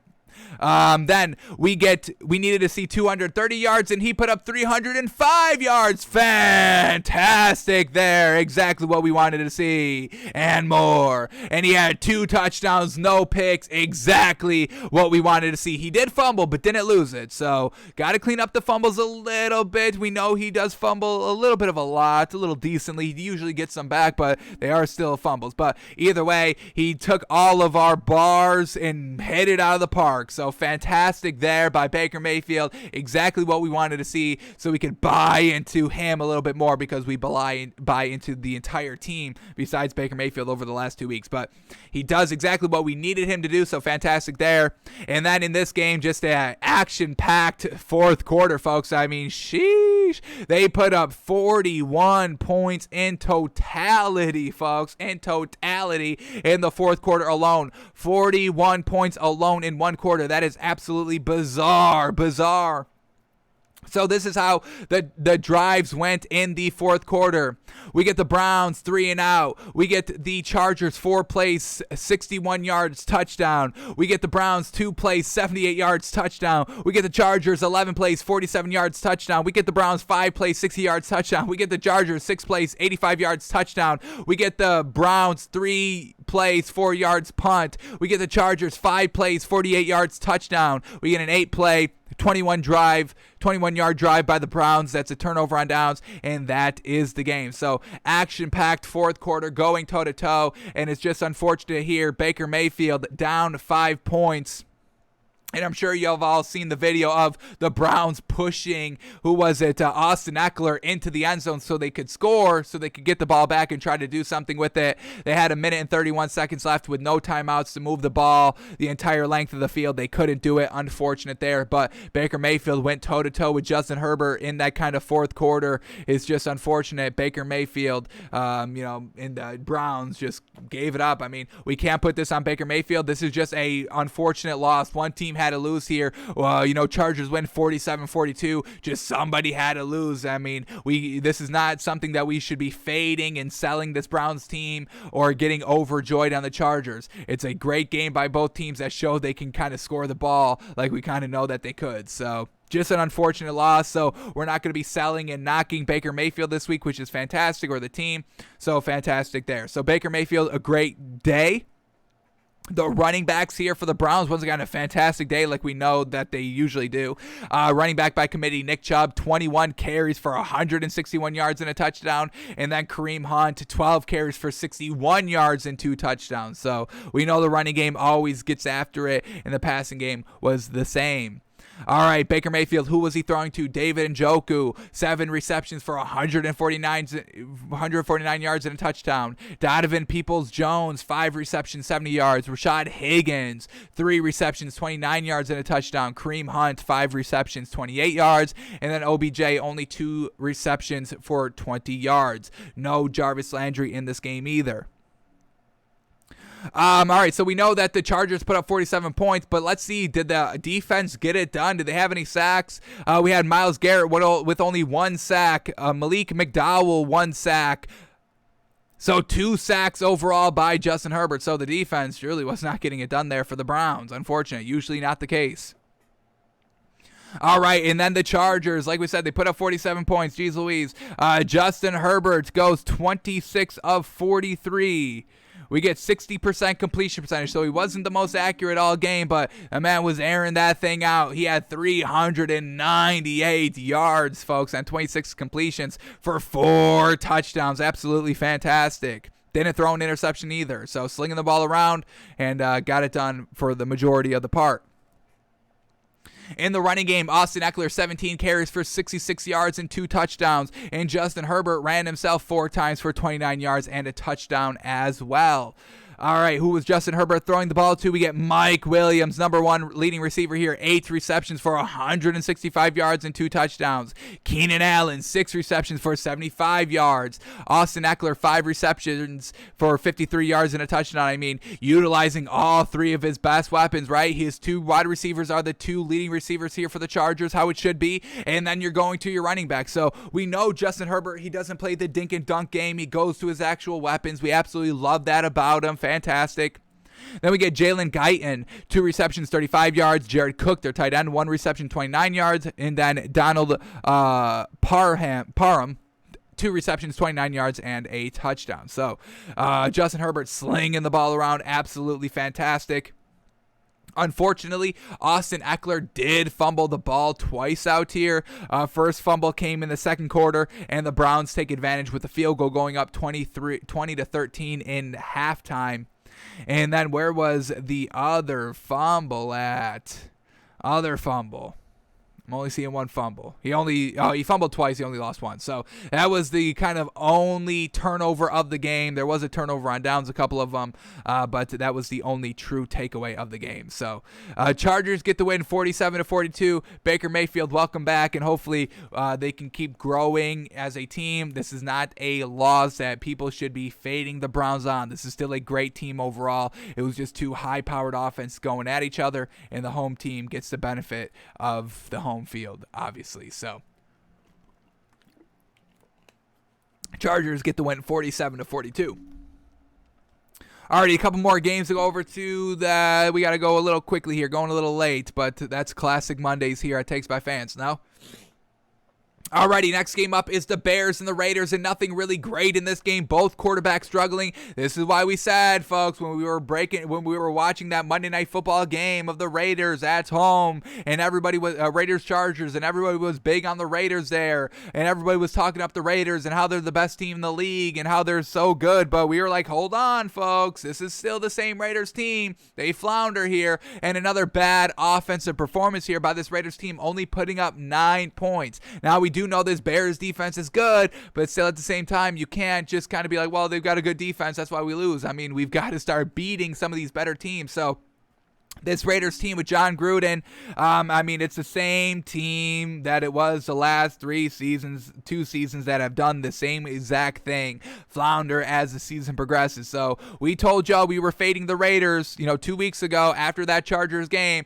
and they lose again here. So y'all, the mainstream media, can keep being big on the Raiders and make the excuses why they lost and why they're still a good team and all that, but we're not going to do that over here. Just an unfortunate lackluster offense game here by the Raiders, like we know that they put up. This is not anything special of a team. We like Derek Carr. We like Darren Waller, and that is really it. Josh Jacobs is fine. Kenyon Drake's is good, but everything else is just, it's not going to get it done. So a really good defensive battle here. 20-9 win here for the Bears. Let's start here with the Bears since they got the win. Justin Fields ends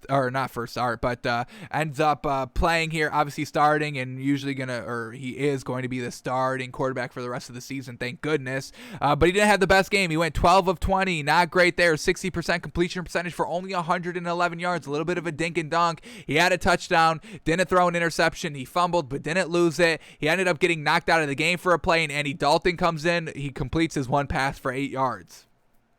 But Justin Fields, I mean, we haven't seen anything really fantastic. He's been playing good game managing quarterback, which is good, and they're getting some wins here, which is always great. But we have to start to see him kind of grow as a passer. And do we put that at Matt Nagy for not calling the right plays? Yeah, probably. But we'll look at Justin Fields a little bit more in depth Wednesday in our film study. Probably we'll watch every single throw by him. But he got it done. So where was his one touchdown? His one touchdown came on the first touchdown of the game here. So he got the Bears off to a solid start scoring wise. We can give him credit there. And then he went on the next drive, a 16-play, 86 yards that capped off with a touchdown. So once again, some solid offense there. Some good green flags seeing here of this Bears offense. Alrighty, the running backs here for the Bears. Khalil Herbert, 18 carries for 75 yards. And then Damian Williams, 16 carries for 64 yards. Running back by committee, truly got it done. 34 rushes, 20 passes. Nothing wrong with that. I've got no problem with that. One touchdown by Damian Williams as well. Slow down the game. Get Justin Fields acclimated. I've got no problem with how the offense was kind of ran, just kind of from the quick perspective right here. All right, who was Justin Fields throwing to? Because we just saw last game Darnell Mooney and Allen Robinson absolutely kill it in the receiving game. Darnell Mooney only 3 catches for 35 yards. Allen Robinson 4 catches for 32 yards. And look at this, Cole Kmet 2 catches for 22 yards. Get that man more involved. And then Damian Williams 2 receptions for 20 yards as well. So no turnovers here by the Bears. Very well done. And they did just enough to win the game. So not bad. What did they do in the fourth quarter? They put up any points in the fourth quarter. We get 2 field goals, kind of, putting the game and kind of icing it. That's not bad there. A 6-minute drive in the fourth quarter as well that ended in a field goal. This is some solid work here by the Bears when they needed it to. Fantastic. All right, now the Raiders, man, oh man. Derek Carr goes 22 of 35. 62% completion percentage, nothing special there. 206 yards, a little bit of a dink and dunk. No touchdown. He ends up throwing an interception. Interception comes in the third quarter. Luckily for the Raiders, the Bears go 3 and out after that pick. So they didn't capitalize on the points, but the Raiders just could not move the ball really the entire game. The running backs, nothing great here. Josh Jacobs, 15 carries. He had 48 yards. He scored a touchdown, which was good. When did this touchdown come here by the Raiders? It came in the basically fourth quarter right here. 10 minutes left in the fourth quarter, 9 minutes left, and they're able to finally get their first touchdown of the game. Really kind of their first points of the game overall. They had 3 points besides that one. Okay, nothing good. So this Raiders offense, folks, we know what it does as the season progresses, and we're only in week 5, and we're starting to see the bugs, the wrinkles in this Raiders offense. So y'all were ready to buy this team up. We were selling it while you were buying it. So that's how it was. Alrighty.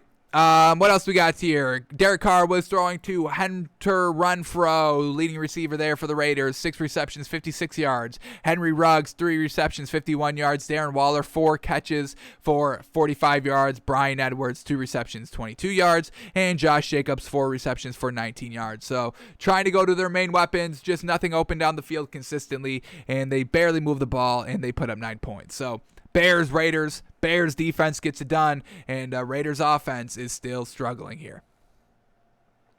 Alrighty, next game is the 49ers and the Cardinals. And man, oh man, the Cardinals struggling to score in the second half, and the 49ers made it close. I think they tied up the game at one point. Was this 10-10 at one point? It was 10-7.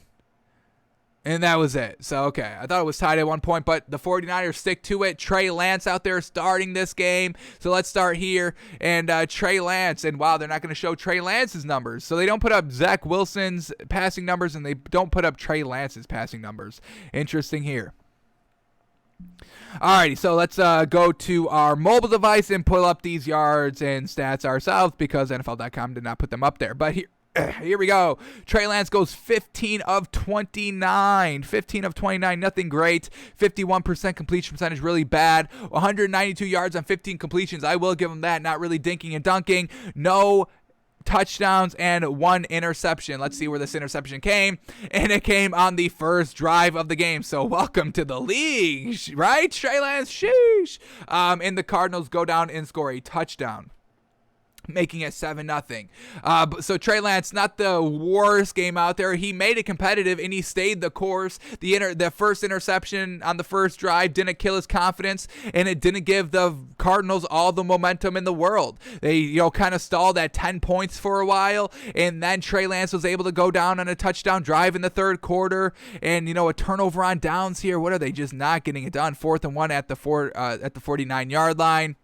And then a 4th and 4 at the 48-yard line. So aggressive play calling there by Kyle Shanahan. That's exactly what you have to do against division opponents, against close games, and, trying to, truly believe in your quarterback and your weapons and all that. So Kyle Shanahan, not a bad play calling here. We'll probably watch, obviously, Trey Lance. Is that going to be a made highlight? What do we got? Every play from Trey Lance. Oh, fantastic. We're definitely going to be watching that on Wednesday. Absolutely. So we'll break down Trey Lance, obviously, but not a bad first showing. Put up 10 points, competitive, staying into it in the fourth quarter. Just couldn't really clutch it up when they needed to, and that's unfortunate, and you win against the best team in the league. So not a bad overall debut by Trey Lance. I believe Kyle Shanahan said after the game that Jimmy Garoppolo is still the starting quarterback when he's healthy. Yeah, they were saying the same thing about Andy Dalton. Look how that turned out. So I'm sure they're just chomping at the bit to get rid of Jimmy Garoppolo, and we'll see how quick that comes. All right, let's talk about the running games here. Ed Mitchell here for the 49ers, 9 carries for 43 yards. Deebo Samuel had a run for 13 yards. Trey Sermon had a run for 7 yards. And Kyle Juszczyk had a run for 0 yards. But, you start a rookie quarterback. Oh, Trey Lance, they didn't even put up any of his rushes, any of his stats. He had 16 rushes for 89 yards. Real solid work there. But maybe run the ball a little bit more to ease him in. They truly just kind of threw Trey Lance out there and said, hey, run with it, pass with it, do whatever you got to do. And obviously it did not work too well. And this 49ers team doesn't really have that many running backs. I get it. All their running backs are injured and all that. So they were kind of damned if they do, damned if they didn't. So I guess we can't blame Kyle Shanahan too much for just trying to get his rookie out there and seeing what he can do, just really throwing him out there to flounder or to rise. And he treaded water. Nothing bad, nothing great. All right, let's see who Trey Lance was throwing the ball to. We get Deebo Samuel, leading receiver here, 3 receptions, 58 yards. Kyle Juszczyk, 3 receptions, 35 yards. Brandon Ayuk, 2 catches, 32 yards. Ross Dwelly, 2 receptions, 25 yards. Mohamed Sanu, 2 receptions, 19 yards. And Eli Mitchell, 2 receptions for 19 yards. So spreading the ball around decently well, decently balanced, trying to get everybody involved. Solid work there by Trey Lance. Unfortunate, no win.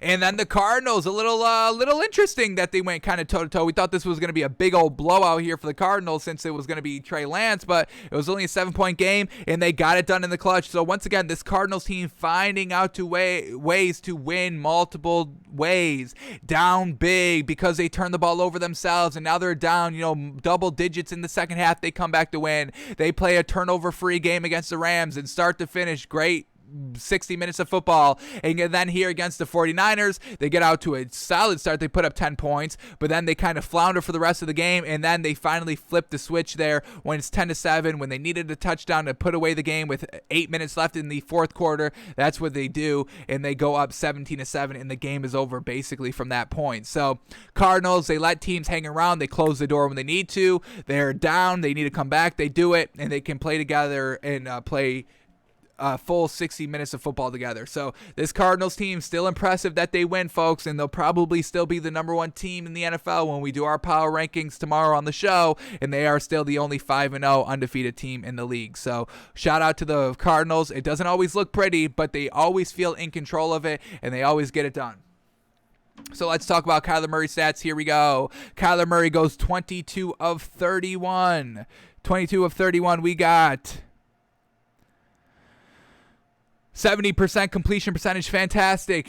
239 yards, not obviously the high offensive, high-powered offense through the air that we've seen and are accustomed to by the Cardinals, but they didn't need it for this game, and they still got the win, so no knocks here. He scored a touchdown as well. In the running game, Rondale Moore, the rookie receiver, 3 carries for 38 yards. Then we had James Conner, 10 rushes for 29 yards and a touchdown, and Chase Edmonds, 6 rushes for 15 yards. So they couldn't really rely on the running game, and we know that's kind of the worst thing about this Cardinals offense is the running backs. Nothing truly great out here. James Conner, Chase Edmonds, just kind of tier 2-ish. And then who was Kyler Murray throwing the ball to? DeAndre Hopkins, 6 receptions for 87 yards and a touchdown. Rondale Moore, super impressive out here, 5 receptions for 59 yards, truly getting it done. Big scenarios all around. I think he scored, or I think he helped move the ball here on this first touchdown drive right here.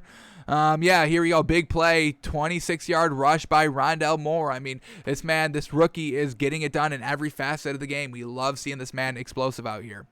Christian Kirk, 5 receptions for 39 yards. Chase Edmonds, 3 receptions for 19 yards. Rondale Moore is playing better than Jalen Waddle. I'll say that, absolutely. I mean, Jalen Waddle is truly floundering out here, and, that's with the team and all that, with the Dolphins. But, every other wide receiver is making a big impact. To give credit to Rondale Moore.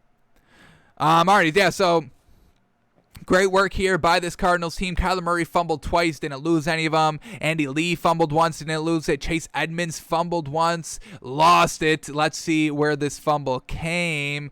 It came in the fourth quarter, and the 49ers unfortunately went 4 and out on that one on a turnover on down. So Cardinals, they are winning games close. They are winning in different situations early on in the season, and I definitely think that is huge for teams to do. Learn how to win in different situations. Winning is all that matters, and so far the Cardinals are doing it multiple ways. Shout out to the Cardinals. They win 17-10.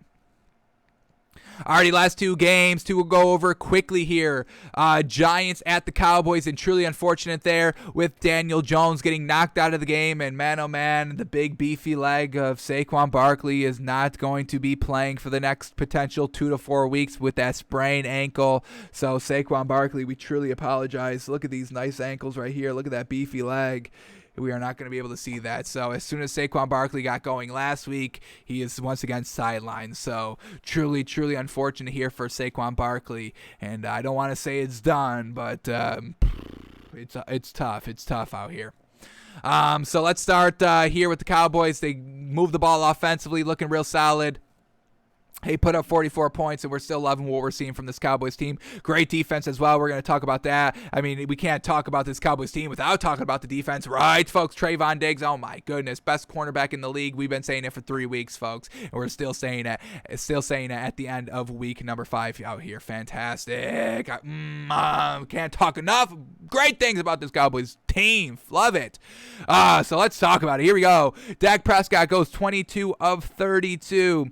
68% completion percentage for 302 yards, airing it out. 3 touchdowns. He did throw a pick, but it wasn't really his fault. Tipped at the line of scrimmage, and it's picked off, and that's the first drive of the game. And luckily for the Cowboys, the Giants miss a field goal. Truly unfortunate for the Giants. But Dak Prescott doing his thing. Running backs out here. Give credit to Ezekiel Elliott. 21 carries for 110 yards and a touchdown. Tony Pollard, running back by committee, still getting it done. 14 carries for 75 yards. Man, oh man. I mean, look at all this offense out here, folks. And who was Dak Prescott throwing to? CeeDee Lamb, 4 catches for 84 yards and a touchdown. Dalton Schultz, their tight end, and man, oh man, he's been coming up big here over the last couple of weeks. Shout out to Dalton Schultz, trying to work his way as the best tight end in the league, and he's making an argument, folks. 6 receptions for 79 yards. Amari Cooper, 3 receptions for 60 yards and a touchdown. Noah Brown, 3 receptions, 36 yards. Zack Wilson, 1 reception, 35 yards. Tony Pollard, 4 receptions for 28 yards. And then Ezekiel Elliott, 2 receptions, 2 yards, a touchdown. Hey, give it up for him. So this entire offense is fantastic. Dak Prescott uncharacteristically fumbles as well, so he had 2 turnovers, and the Giants could not do anything with that. So once again, the Dallas defense making up for some potential mistakes here by the offense. They play complement football. The offense helps out the defense helps out the offense. They're putting up the points, they're winning games, they're 4-1. Best team in the division, hands down, no problem. And then the Giants out here, Daniel Jones goes 5 of 13 for 98 yards, gets knocked out of the game with a concussion, and it was hard to watch. They replayed it, which I've got no problem playing the replay. Watch it, don't watch it. It should be up to you if you want to watch it, but we should at least be able, the chance to be able to see it. And I watched it every single time, and I hated watching it, but oh man, it's a big concussion, man. He was stumbling and bumbling out there. That's the worst part of the game. That's the scary part of the game out there. So hope Daniel Jones can get back out there on the field. Mike Glennon takes over, goes 16 of 25. Let's get that completion percentage up. 16 of 25, 64%. Not bad out there for the backup. 196 yards on 16 completions. Once again, not bad. He had a touchdown. He did throw 2 interceptions, though. And these interceptions, let's see where they came. So first interception came in the third quarter when they were down 13 to 24. They throw an interception. The Cowboys go and score 3 points out of it. The second interception came when basically the game was over. They're down 37 to 20. Game's over at this point in the fourth quarter, and he throws a pick 6. So just trying to do something there, and unfortunate. This Giants offense wasn't really that great with Daniel Jones, so it's not going to be that great with Mike Glennon either. So we hope Daniel Jones can be healthy and return quick to try to get this Giants offense back on track. Saquon Barkley, 2 rushes for 9 yards. He goes down. I didn't think it was that early in the game. When did he officially go down? We get the backup running back, Devonte Booker, rushing 16 times. So he kind of went down early first quarter, man. Truly unfortunate. Damn. I thought it was a little bit later, but nope. Real early on in the game. So just Giants right off the rip here. And this was the game that, the kind of 1 year anniversary of, Dallas at home facing the Giants when Dak went down. And now it was on the other team with all the injuries. Truly unfortunate out here. So Devonte Booker goes 16 carries for 42 yards and a touchdown. Nothing great there. Kadarius Toney, leading receiver here for the Giants. And Jason Garrett may have to go, folks. He may be the one holding this offense back. We talk about it all the time that this Giants offense is so freaking stacked. Even Daniel Jones, we believe in him as the quarterback out here. Give me Daniel Jones over Sam Darnold any day of the week. Absolutely. Remember 2 weeks ago, Joe Judge said, hey, we want Kadarius Toney more involved in the offense. And then last week he was more involved. And then this week, Kadarius Toney is the leading receiver here for the Giants. It's like, if Jason Garrett didn't know that, he should have known that because he's the offensive coordinator. He works with the offense, but it's coming from the head coach. So it seems to be that Jason Garrett just needs to kind of go. We've given him chance after chance, chance after chance after chance, free pass after free pass after free pass, benefit of the doubt after benefit of the doubt after benefit of the doubt. And it's still not working. So it takes Joe Judge to be like, hey, use that rookie that we just drafted. And they're finally utilizing him. A little bit too late out here, starting 1-4. But Kadarius Toney, 10 catches for 189 yards. Absolutely fantastic. Evan Ingram, 4 catches for 55 yards. Devonte Booker, 3 receptions for 16 yards and a touchdown. Kyle Rudolph, 1 reception for 14 yards. I mean, look at all these tight ends and running backs that are catching the ball. We know Kadarius Toney is a wide receiver. But, Mike Glennon kind of falling in love with the dink and dunk. Evan Ingram, second leading receiver. Devonte Booker, the running back, third leading receiver. Kyle Rudolph, tight end, fourth leading receiver. I mean, so that's what you get with the backup quarterbacks. Not really airing it out, but Kadarius Toney was trying to make it the most for Mike Glennon. So Cowboys get the big old win. They're still so great out here. Oh, we got to talk about the defense. We forgot to talk about the defense. We forgot Mike Glennon threw 2 interceptions. Guess who had those interceptions, folks? The first one was Anthony Brown. The second one was Trayvon Diggs. Did Trayvon Diggs had the pick 6? Is that correct? Who had the pick 6 here? Pick 6 was... Oh, okay. Trayvon Diggs didn't have the pick 6. He had the first interception, and then Anthony Brown had the pick 6. But either way, it's Trayvon Diggs getting into the mix. You got to love it. He also had 2 pass defenses as well. So Trayvon Diggs, best corner in the league. This Cowboys defense, best defense in the league. I don't care. I'll say it now. Cowboys, so freaking good, and they are continuing to rock and roll. So they win 44-20. And then after the game, Dak Prescott on win versus the Giants on anniversary of injury, he said, quote, I'm glad it's over with. I think this was the final shovel in burying this thing. So maybe, Dak Prescott in the beginning of the season, in the offseason, and Hard Knocks saying, I'm good. I put that behind me, all that. But, a little bit of demons out here with this kind of game and finally truly getting 100% over it. So hopefully, do we see another gear in Dak Prescott, another gear in this Cowboys offense? Because if there is, that's a Super Bowl winner team right there. So watch out for the Cowboys. They're great. And Dak Prescott says, hey, I'm finally 100% past this injury, and we're ready to cook even more now. So watch out for Dak Prescott. And then right here, Saquon Barkley could miss 2 to 4 weeks with a sprain. The X-rays came back negative, so no break, anything like that. Just a little bit of a lower ankle sprain. Real big. You saw it if you were watching the game. They blew up the injury right there. It was a big swollen ankle. So Saquon Barkley, no structural damage, thank goodness, but he's going to be missing a couple of games. Alrighty, that brings us to the last game of the night here, Bills at Chiefs, and I have to apologize to the Bills, and because of that, we have no time to waste until tomorrow to move this team into the top 3. We will move them right where the Rams are at number 3. So Bills are the new number 3 team. and the Rams will have to move down to number 6 just for the time being. They'll move up tomorrow, I'm sure. But we got to move the Bills to number 3. Very well done. We didn't think this was going to happen, but hey, this Bills team is the real deal. So we apologize to the Bills. Unfortunately, we do have to resign from the show as well. So if you want to host Takes by Fans, hit me up. I'm hosting open auditions. I got to get out of here. I thought the Bills were, we've been tracking it. We've been seeing them not close out the door, but they closed out the door on this Chiefs team. The defense ate up the Chiefs, and Josh Allen played pretty solid. He got it done when he needed to. So I apologize to the Bills and the Chiefs, man. Chiefs, Patrick Mahomes is Russell Wilson. We've seen the comparisons. Great first couple of years, touchdown or Super Bowl win, Super Bowl appearance as well.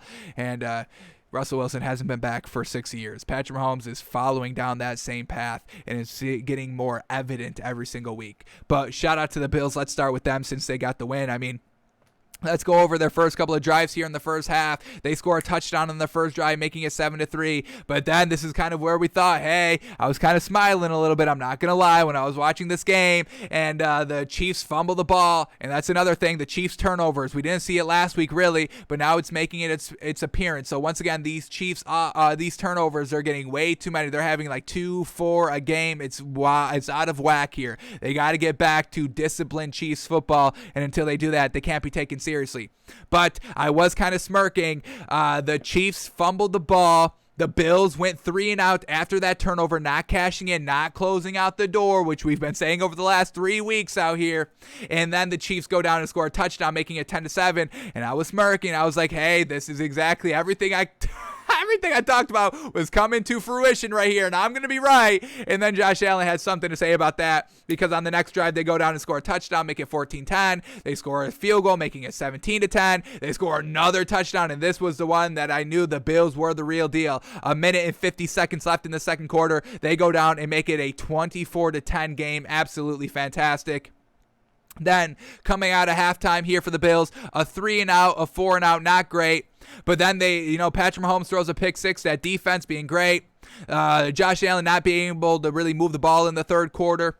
But then in the fourth quarter, when it's 31-20, closing the door on their opponent right there, fantastic, making it 38-20. So you got to give credit to Josh Allen getting it done at the right times when they needed to, and we know this Bills defense is absolutely the real deal. So we apologize to Bills Mafia, we apologize to the Bills, and we just moved you up to number 3. And that doesn't say that we can't move you up to number 2 or number 1 come tomorrow, but we have to get that to at least number 3 right now. It needs to be made right in the world.